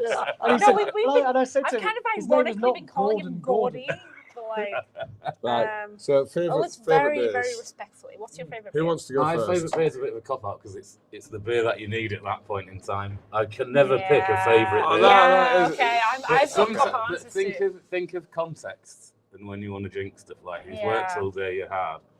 The beers that you want is the one that pops out that's going to refresh you in that moment. And it's That's not a always, cop-out. and it's not, no, but it's not actually always just the cold, simple one. Sometimes you want something really weird when you've worked all day. Oh, come When on I- then. Come on. when What's I the, work- what's the give weird it a one? Come name. on. There When we I go. worked at York Brewery, one of the first jobs I did was doing the tours, like round the brewery, and we did 4 a day. Saturdays they're always really busy, loads of stag do's coming around, and I'd waffle about the beers that we had on the bar at that time, like over and over and over again. And sometimes by the end of the day, I'd make myself almost want to drink one of those, and I never really actually liked it. But There you was, picked it I up. do yeah. think it's Well, interesting you that might be able to help you me here, used though. the word almost there. Yeah, you yeah. almost You taught sort yourself of talked into yourself it. into it. You might be able to help me, so I can't remember the name of the beer, but it was that a Finnish style, a Sarti style beer. Oh, is that like they a did raw once. ale? Yeah. What? can't remember- Okay. I That's can't Yeah, think I if know anyone in the it room is. knows that style, but it's really weird. It has Sati is a Finnish traditional style where you mash over branches of juniper and it infuses Yeah. with juniper. that's it, yeah. Okay. So we That's didn't. like We the made traditional one once. fight. It was Yeah. called Sagrad's Revenge or something like Hagrid's Revenge. that. It was quite literally one of the worst beers we've ever made. Well, it was awful. That's the thing about this one, though. So that we didn't get the twigs, but we flavoured it with juniper and stuff, and it was quite interesting, bit of an experiment. First few pints, thought, God, that's absolutely awful. Said to the brewer, "Oh yeah, nice, really, First really." few pints. Yeah, well, you've got to try more than 3, otherwise you don't know. Good man. But then I was Pop doing it the up again. tours, taking the tours around Saturday and explaining the whole process and telling them a bit of the history. And then it made me want it. So that by the time I finished work, that was the beer I wanted. By the time you'd had 3 pints Ju- of it, you're yeah. like, I just want to draw attention to this comment that Peter's just returned to the screen.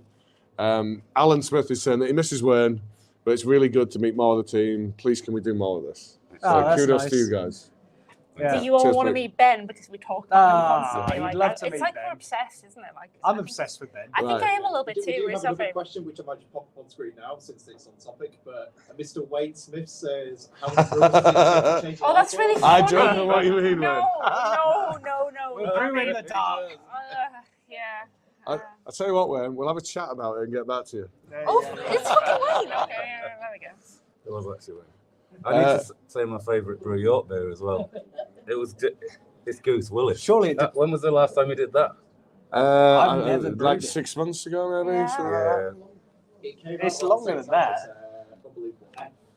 Yeah, it's longer than that, dude. But I remember- Oh, is it longer than that? Yeah, but Right. it sticks around for a long time. Because whenever I'm asked the question, favourite Brew York beer, I either say Imperial TONKOKO or I say Goose Willis. I remember that one of the first times I did it and coming downstairs here to meet Matt for a couple when he was still here and just hammering loads of them, and it's a really good memory. And it's like a good memory of this I- place as well. You know It's who really kind loves of that brought me beer? back. Yeah. Ben. Ben. Does he? Yeah. There's been a few times in our history where We've not talked about Ben. where for commercial reasons we've had to kill off beers that have been some of my favourites, and Goose Willis is without doubt one of my all-time favourite beers. That had to die because But because we're not calling it Woo it was a Skillet. sour beer in a core range, and people would rather have a rotating sour, having new sours all the time, than consistently have that one thing available all the time. Yeah. It was never going to be a beer we were going to secure a permanent line with. Fair. So it didn't make a lot of sense to have it available all year round when we could rotate it and bringing new stuff in all the time sold quicker.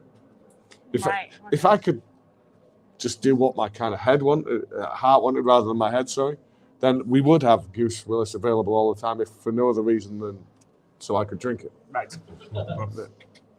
But yeah, we have to. I think over the years we have been fairly ruthless, and we will continue to be.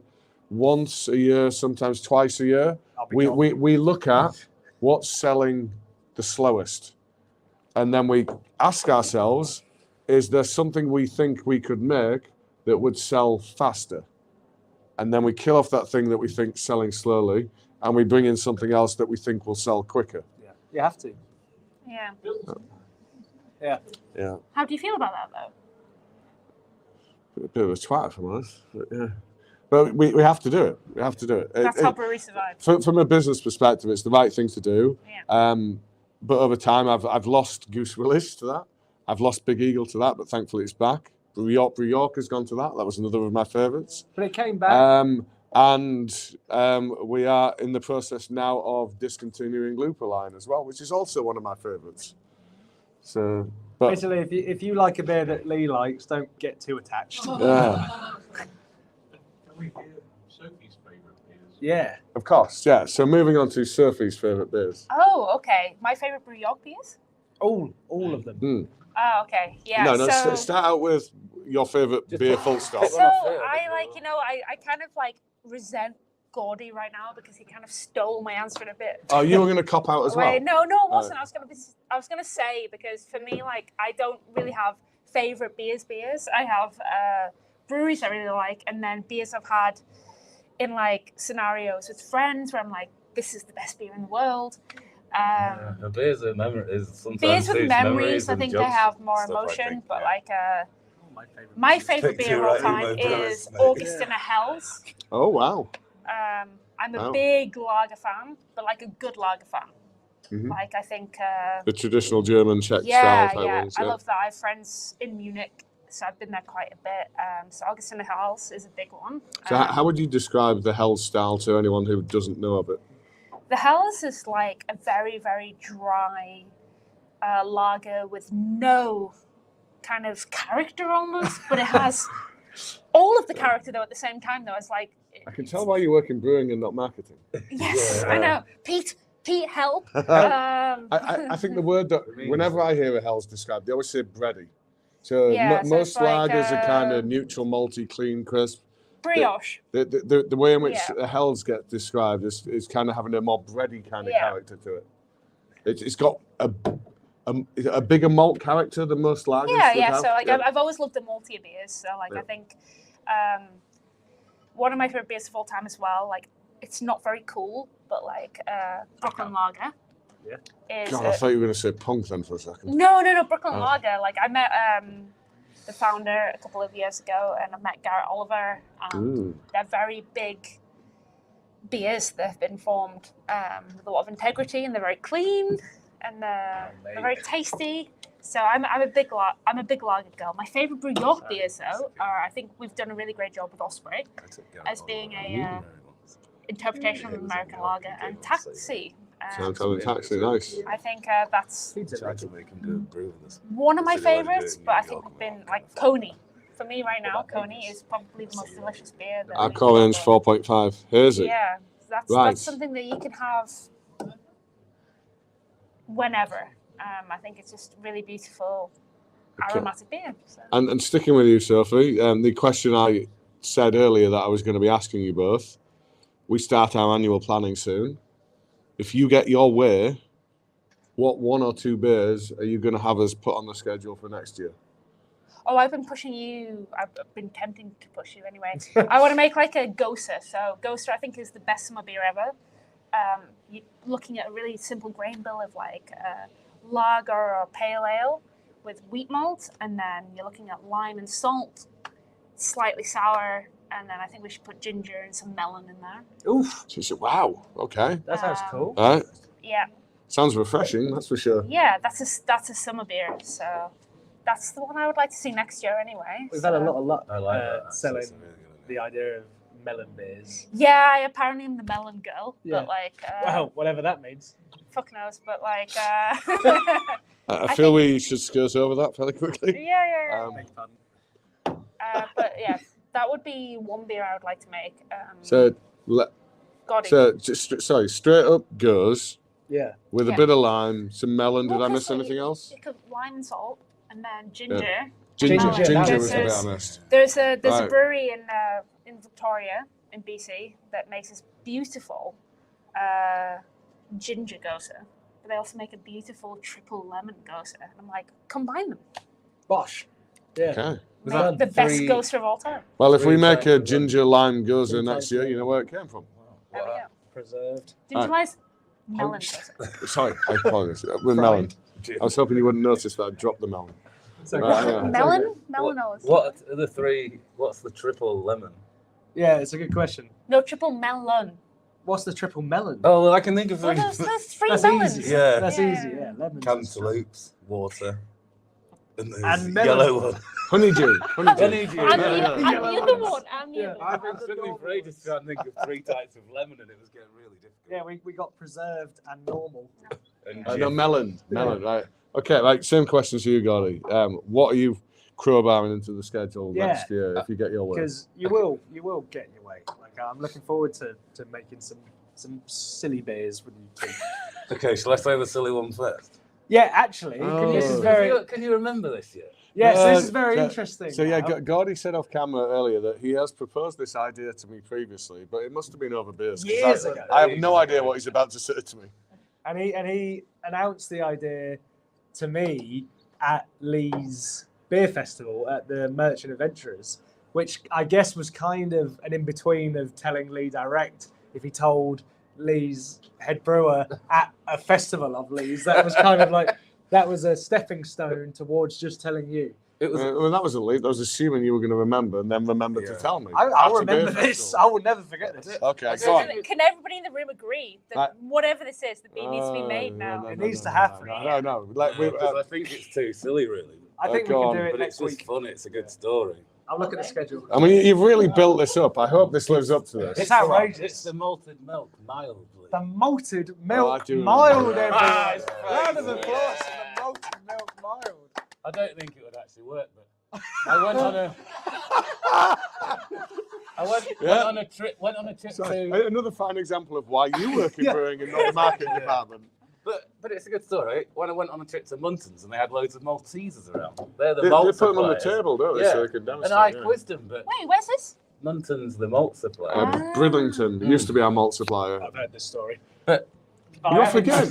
but God, I, it really is the reincarnation of Wayne. I jokingly asked them if they sold the Mars the insides of Maltesers, and they basically do make some sort of malt flavour extract for it. I think it'd be great tasting beer. You know Like what's biscuity, that's strong, really funny, though. sweet. So kind of, Think of like you want alcoholic colics. yeah, basically, yeah. No, Maltesers is one of the best. I won't go up there and say it's the best, but it's one of the best chocolates out there, right? So Yeah, well, whatever the combination one is it Celebrations? Would it be that one? yeah. Oh yeah, they're good. Yeah, you always go for those little Malteser teaser things. Yeah. They are the best thing in there by They far. are good, yeah. The thing in Canada was especially the maltsters around Christmas, especially they made their own chocolate malt balls. Oh wow. So there's something in there. I think he might be right. I think there's something there. Imagine like a nice. Think of a traditional mild, it's like not overly hoppy or anything. This wouldn't be. It's just going to be biscuity, quite sweet. You can make it quite. I can see the strong flavour as well. working. I can see it It's- working. But it's just who wants to drink it? If I have so- any apprehension, it is how you would produce such a thing. Yeah, because So that malty kind of liquid, once it's exposed to yeast, it's getting fermented. That sweetness is getting eaten away and converted into alcohol. How do you still preserve that? yeah, the nature of Yeah. what we do would remove that flavour, which is a bit of a shame. But Yeah, it's an so you'd have interesting to find another way of returning or introducing that flavour. On a slightly more serious note, would be I'd like to do. See, it would be like a nice dry, very dry hopped wheat beer.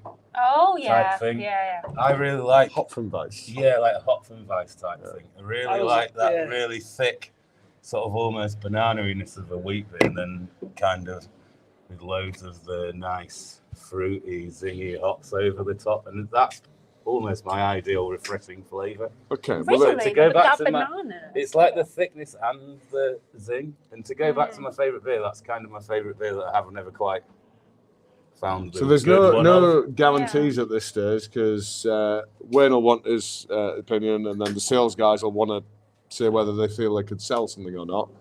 But I know Wayne is a big fan of wheat beers, and I dare say he probably would be in favour of doing a Hopfenweiss. So I think that's got a decent chance of making it onto the calendar for next year. Nice. Cool, yeah. That'd be Oh, really good to The do. malted milk one, I don't dislike the idea. Yeah. We just have to work out how it could be conceived. How it could be. Yeah. Absolutely. How it could It would retain be a the character. collab. And with a the malted melon, milk nice. lime, with ginger, melons. goes.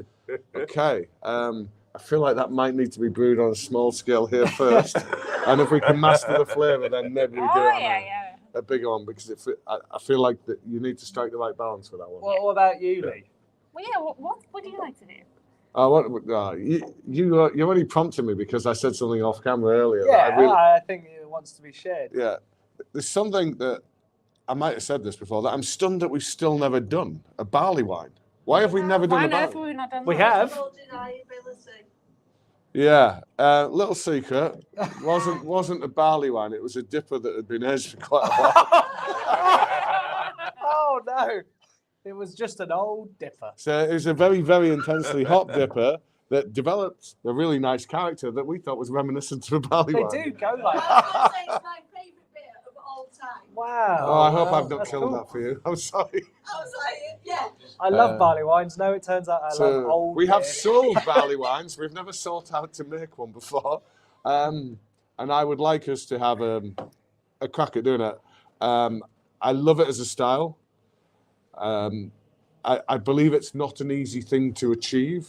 I'm told the key to a good barley wine is to make something that in the first few months of its life tastes absolute shit. Wow. And then in time it develops into something that is quite amazing. And that the barrel aged ones are therefore the finest examples of that. Travis over there, if BA ever get his bag back to him, he's brought over a 2013 Goose Island barley wine, one of the world's rarest and best beers.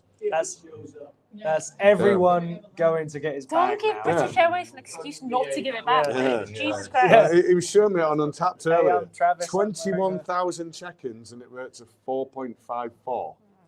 That's one of the best beers in the world. Rating of that thing. I do have a second one in my closet that disappears next year. Right. Nice. So he has a Nice. backup for next year if this one doesn't reappear. But positive mental attitude, Travis. It's going to turn up tomorrow, isn't it? Yeah.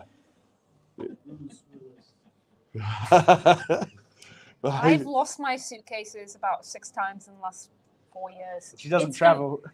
It's gonna show. I don't travel. No, not. Show with all the beers. Uh, There's a 14% English barley wine at a local brewery in Dallas makes, Paul's Island. Yeah, so- honestly, like 14%. they don't make it onto the conveyor when they're meant to, and then somebody finds it and chucks it on the conveyor, and they're like, oh wait, it's found. This feels like a barley wine. No, actually, Johnny's right. They're like, Yeah. sounds like a very rare beer. I'm like, Anyway, so we've done that. Oh yeah, like we're being prompted. Pete says they need to drink this. Yeah, Pete's telling us we need to drink another beer. So we'll. Good old Pete. Do you know what? You probably saved us there because the reserved topic was where do you see the craft beer industry going in the next few no, we years? don't want to talk about that one. Let's just not do that. Yeah. Unless Okay. they're Well, I had making a a great whole range answer. of biscuit-based miles. It won't be going anywhere. Everyone's going to be Oh, making biscuit-based miles and melon gozes. The little I still raisin. can make one. I'm just Raisin, gonna be you some know that little melon. round one with raisins. Okay, you do that. That looks like a rich Right, cheese at Bubba. so Yeah. now we conclude our Coated in tasting sugar. Yeah. on our latest State of Mind release. I think I'm right in saying this is the first one where, oh, I've just covered myself in that, that's good. It's the first one Yeah, there is one. where there wasn't a non-barrel aged version of this. This beer has been conceived at barrel stage. And there's a very good reason for that, because the base beer in this is, if you remember 2 years ago for, I think it was our 6th birthday party, we worked with a number of international breweries, one of which was Funky Fluid. And we made a beer inspired by a coffee cake that you get over in Poland, and it was called Coffee Bake. And when we made that beer, we got a flavouring that was supposed to taste like raisin, and when we put it in the beer, it tasted like Parma violets. So consequently, we ended up with this beer that was very kind of Marmite, and people loved it or they hated it. It didn't rate particularly well. It did not establish itself a good reputation. So when it came to taking that particular beer back out of barrel, we didn't want to release it as a barrel-aged version of that beer. So what we've done is we've taken that base beer and then we've introduced some vanilla, some cinnamon, some nutmeg, and we've attempted to create a flavour reminiscent of a Jamaican ginger cake called BULLA cake, B-U-L-L-A cake. And this is the second ginger stout we've done in 2 months. You don't do any in 8 years, and then you release 2 in 2 months. So I'm going in. What do we think so far? I quite like it. It's quite like it. Well, it's very big. I quite like it as it's well. very hot, but I think it like absolutely nails the. Bulla King. Bulla cake. BULLA cake. Bulla cake. Yeah, which It nails it just exactly sounds like what you're we're saying trying to something achieve, else. right? Though, like we achieved the script right there. It's got a real nice hint of actual ginger beer. The Yeah, it's ginger, got a lot the of ginger ginger comes in it, through as like- ginger beer rather than just ginger, which is nice to me. I think we nailed the assignment on this one. Yeah. To be honest. And you know what there's really in there is it's got that really kind of molassesy burnt sugar kind of back note to it. Which when we made the original beer, we did put a lot of brown sugars in because coffee infusion and brown sugar just seems like really good bed partners. No, yeah, for sure. So and I Bed think that the partners. coffee character has become. Is that bed partners? Yeah, Is that I did say that. I don't know if that's a thing, Is but that a thing? we're making it a thing. okay? These two would shag. Kind of. Yeah. So I think the coffee has become somewhat subdued, but it's still there in the background. And then you've got that ginger up front.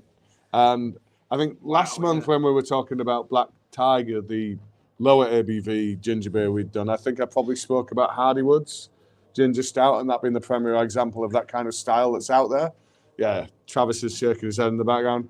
Brilliant beer. And if you're going to attempt a ginger stout, really that's what you're holding yourself up against. Yeah. And I think this comes closer than the one we had last month. I'm not going to say it's a Hardywood, but I think it is a good ginger-containing beer. I think we've done a decent enough job with It's this one. really great. It's got a lot of depth. It's got a lot of character. What I'm confused about though is, like in the original beer, Palmer Violet. 'Cause I'm not getting Palmer Violet. Oh, no, because, I should have qualified. This is pre-me, so I'm just curious. When we barrel-age beers, we put the non-adulterated beer into a barrel. Yes. And then when we bring it out of the barrel, we would add certain adjuncts like your vanillas, your flavourings, whatever it might be. So the beer that had the Parma Violet tasting flavour, that bit never made it into the barrel. Actually got that right, yeah. Okay. Because I was like, I could not taste that at all. I'm very confused. Right. Anyway, Very good. it's my turn to tap out. So enjoy talking amongst yourselves. Oh, What on earth are we meant to talk Seriously? about? Right, hang on. And Pete's not here, so I won't go just yet because that would be unfair. But I'd say this is where everyone gets a moment to just talk about Lee behind his back. Do you know what I was thinking we should have done while we were all together? Especially as we apparently have Wayne in the audience. Conceive of the most expensive beer we could possibly make next year. Dude, I think that's in tank. I don't know if you realise this. That's new. No, actually, no. Saffron? Wayne, Yeah.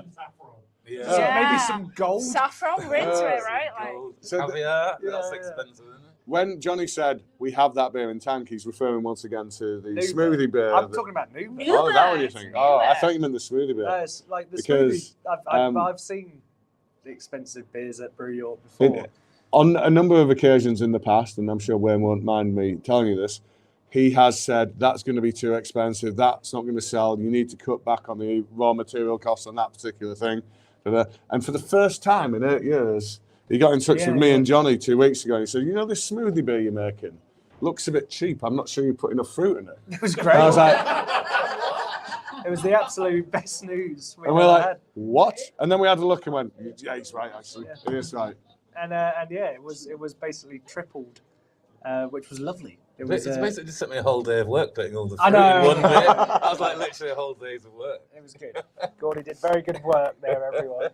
But no, it was a ludicrous amount. But no, Wayne knows. Now you have returned peace. Yeah, I'm yeah. nipping to the loo. Is there any questions you can throw these guys while I do that? That's the way we're going to phrase it. I'm going to take off the mic. I'm not doing a naked gun moment, don't you worry. So, Got a few questions. yeah, don't There worry, you go. I'll handle it. Right, so we'll just resort to the look on chain the of screen command here, over here. or listen to Pete. That's Yeah. it. And for the benefit of the room, I'll read them out as well. Yes. So first one is from Dan Sawyer. Who Right, Dan. asks, if Lupu Line is going, are we getting a replacement gluten-free beer? God damn it, Dan. I mean, you've got plenty to choose from. Like, all of the lagers are gluten-free.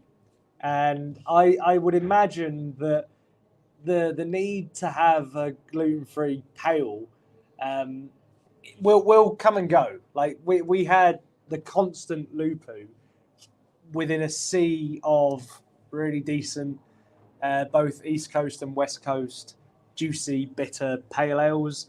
So just the idea of having one forever didn't make all that much sense. We were hanging on for it too long that it wasn't a decent representation of what it should be. So I think a gluten-free pale ale will return for sure. But I don't think it's not going to be there constant. Cool. Remember when I said there was loads of questions in the chat? It turns out I was lying. That was the only one. Right, well, let me... oh, God, okay. Any questions in the room? Or I'll just pretend there are and I'll answer them. Yeah. So yes, spring onions are difficult to grow. Well, no. Can I have a question? What is the thing with the spring onions? Like, why is that? Why have I got so many? Yeah. So I went to the garden centre for the first time in my life, and I was a bit overwhelmed because it turns out like there was like unlimited food that I could grow, and I bought maybe like 15 different packs of seeds. But then I thought there'd be like 2 in each pack, but there was loads. Oh, I get a lot. And I've got like do you have 6. loads of tomatoes though? Because they're No, I have no room for tomatoes because of all the spring onions. Oh Jesus Christ! Okay, yeah. I am. Lee, you need to come back. It's all about Slugs spring don't like oniony. Yeah, so that's put the chives idea. all around my That's what you're lettuces supposed try to and do. keep them away. But I've got no slugs in my garden because it's just spring onions. Well, can I say something? As Oh my somebody God. who's Are we back onto spring onions again? We do. we never left. Also, if somebody Everyone's been waiting until we stopped talking about beer so we can get back to spring onions. No, but also he's talking about slugs, and I have to say something. As somebody who's been away for like 10 years, York has an unprecedented amount of slugs and snails. Is that right? Wow. Is that right? Just so you know. It's because all the spring onions for the whole Yorkshire area in Johnny's garden. If No, there's no, a no, No away onions from it. anywhere else, yeah. Why don't you bring some spring onions and your dog Next next time? time, dude. Well, yeah, I that's think a good that's idea. what's needed. So. I don't have a dog. I just have a I very really large couldn't- spring onion. I really could not That have I've predicted named the Pepper. tangents that today's conversations have taken. This is the Anyway. conversations you don't hear during the day. If you wonder what we're talking about. Yeah.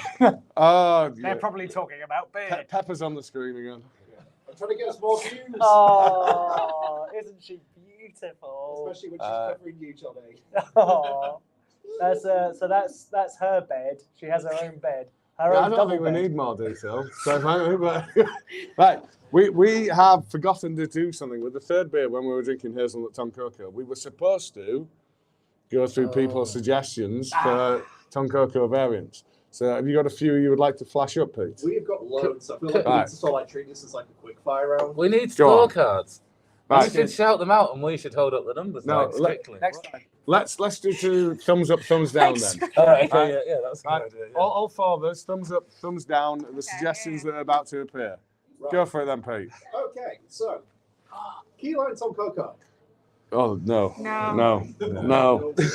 Oh, Johnny, that's a bit strong. Right. Strawberry Tonkoko. Also no. Oh no, I'm tempted. And strawberry's a really hard thing to do in beer. That's true. Millionaire Shortbread. Oh, yes. Tonkoko. Yeah, that works. That works. Yeah. Fine with that. Same suggestion from Adam as well. Still works. Yeah. So, rose chocolate Tonkoko. What is rose chocolate? Roast chicken. Do you mean like, Chicken Tonkoko. Yes, roast chicken Tonkoko. are we meaning like Turkish delight? Yeah. Right. Because I think we also had that suggestion earlier, in which case it's definitely that I'm for gonna go me. medium. But the roast chicken gets a yes. Yeah. I don't understand. So. Rocky Road Tonkoko. Has that not been done? Well, no. That's We haven't. marshmallow right there. We did a beer when we did the Freaky franchise series for our 5th birthday. We did a beer called Final Chapter, which was essentially Tonkoko with marshmallow. So it was basically what Rocky Road is. Yeah. Yeah. And we've done S'mores Tonkoko, yeah, Imperial very S'mores good. Tonkoko. I So feel like we've marshmallows definitely are done nice. things in the same See ballpark all as the that. other biscuits, we're not allowed more. Anyway, quick fire. salty caramel, but without the caramel. Salty Tonkoko. Yeah, I mean, yeah. absolutely. Salted, You- but no caramel, just salted. Yeah. Yeah. No. Yeah. That's vetoed then.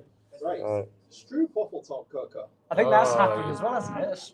No, we did Stroop waffle as one of our Christmas beers. So, I don't think we okay, did. yeah. But I mean, Stroop waffle is basically Caramel. caramel, is it not? Anyway. But yes. So yeah, I yes, like that. thumbs up. Yeah. Wasabi Tonkoko. Oh. I mean, fuck it, let's do Go it. on, Let's yeah. do it. Yeah. And I love that. Wasabi Tonkoko for the win.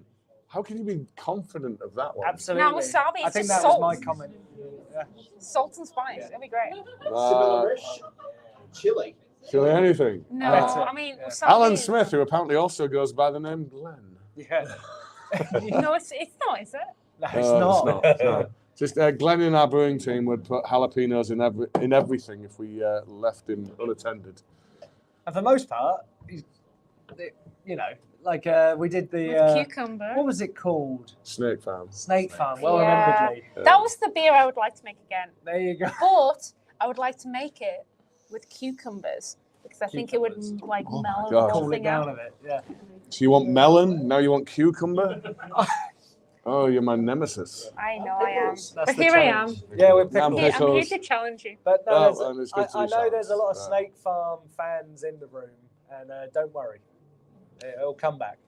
Hey, got some more Tonkoko variants. With Yes, cucumber. Yeah, please, let's yeah. keep going with this, Pete. Oh, Yeah. righty then. Pecan Tonkoko. I mean, that would Yes. really work, I think. Yeah. We don't like doing nuts though. Yeah, but it'd be fake flavourings again. Just I thought we called Pecan, them right? Maple tart Tonkoko. Oh yeah. cherry, cherry and almond. I like More cherry. cherry. But Cherries. Well- I'm excited to hear that.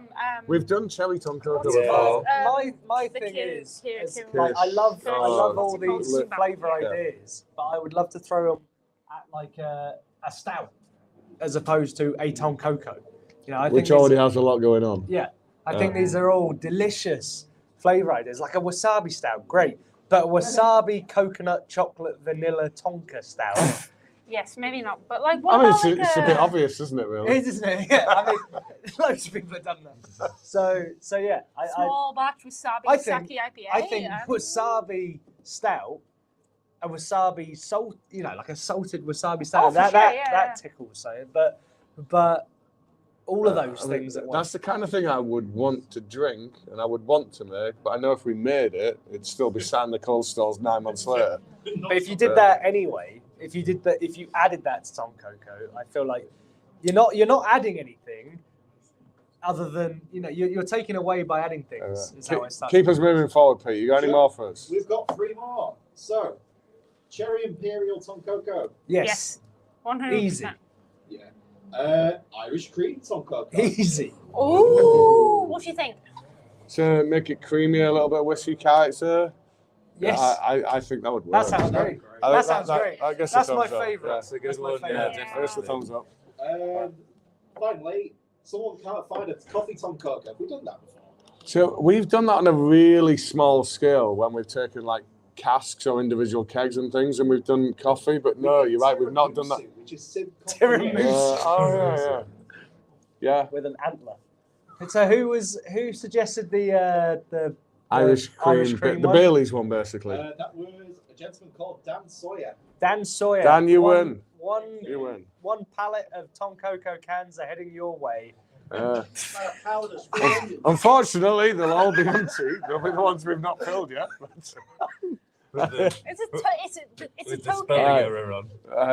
I'm getting the wind it up sign. So, final bits we need to do to conclude is telling you about what's coming up next. So next time we will have for the YouTube 4 of the following. It will either be Malicious Mango, which is the 6% guava, Very pineapple, and exciting. mango smoothie sour, which contains 2 tons of fruit. It will be Nuba, the 6.6% original NEPA reinvented for 2024. 2 ton of hops. Splinter, the 4% yuzu pale that has been made with Ossett. 2 ton of yuzu.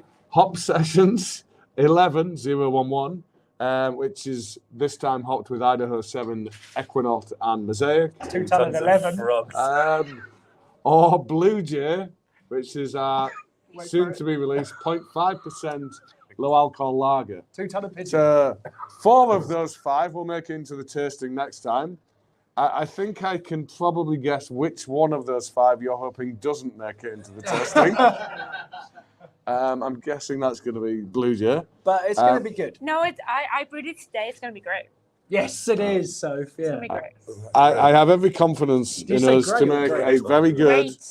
low alcohol lager. I just suspect our audience is not wanting to taste that It'll next be time. a good in betwixt all the others that are going to be mega. It'll be. I think it's. I'm interested to try it. You know. No, I think it's going to be a really fantastic example of a low alcohol. It will be, and from a It's gonna be an scientific perspective, I'm very intrigued Yes, to see if it's- what we're doing works. But you can all be the judge of that next Yeah. month, but probably not in the tasting. So events you can find us at in the next month. So next weekend, 18th to 19th of July, we will be at Zinc Craft Beer Festival in Vasa in Finland. I'd probably bastardise that, but there you go. 20th of July, we are at South Yorkshire Boating Club. I don't know what that is, but it was on the list. 26th to the 27th of July, we are at Hazelnut Festival in Helsinki, Finland, which is one we've appeared at previously. It was a lot of fun. At the same time, we will also be at Sunderland Craft Beer Festival. On the 16th of August, we're going to be at Thirsk Races, where they are doing a craft beer and sausage event. I mean, what could go wrong with that? I mean, that sounds I mean, that fantastic, sounds doesn't it? perfect. Yeah. Yeah. Craftburst. Oh, that's good. That's That a is really, good. really good name. I mate. like You that. need to Craft write first. that, Yeah. Save it for next year. We'll save it. Yeah. Right, so now we need to do some Maybe sort of you can write that sausage down. beer. Right, anyway. 5th to the 8th of September is Leeds International, which I think has been held at, is it, what do they call it? The Abbey? Kirkstall It Abbey. is Kirkstall Abbey. Right, thank you. What do I they thought call it that? was. Abbey in Kirkstall? Yeah, I know. I have been drinking. 20th to the 21st of September, finally, we will be at Full Circle Fest. And I'll be attending that one myself, along with Yusuf and Jess, I believe. It's not there. Who was sat over there. And as far as the people watching are concerned, may still be. Last bit. Next YouTube. So we're going to be on the road for the next couple. So Friday the 9th of August, we are going to be in Pocklington once again, joining the old crew there. Friday the 13th of September. This is a provisional, because I'm awaiting confirmation from our management team over there. We think we're going to be at Cooper's in Guiseley. Oh, nice. That's spooky. Yes, Friday the 13th. Yeah. Is it gonna be a Halloween And then Friday the 11th of October, we will be back in this room. So there we go. We got through it all. So thank you to everybody who's joined me on camera today. So Johnny, Gordy, Sophie, Pete. Well done, Soph. Well done, Lee. And well done, Pete. I think you've all done an excellent job filling in for Wayne. Wayne will, of course, be back next month when we are over in Pocklington. If I let him. So, whoa! As if by magic. Oh my God. I've warmed your chair Pete, for you. Pete, swivel the camera. Swivel the camera. All right. Hey, it's warm for you. Have you ever walked in a room and had that type of reception? Cheers, guys. Right. Thanks for covering while I've been off gallivanting tonight. I hope you've had a lovely That's- evening. We're literally just concluding, and I've just said Wayne will be back next time. Just got to get out as well. Cheers, dude. Cheers, guys. Good to see you all very briefly. So yeah, thank you all once again for joining us. Same place on the what was the date? Is it 9th? 9th of August. Next time we'll be in Pocklington, 7 o'clock once again. Any feedback? Get it into info@brewyork.co.uk. Have a great month, guys. Cheers. Bye. Very good.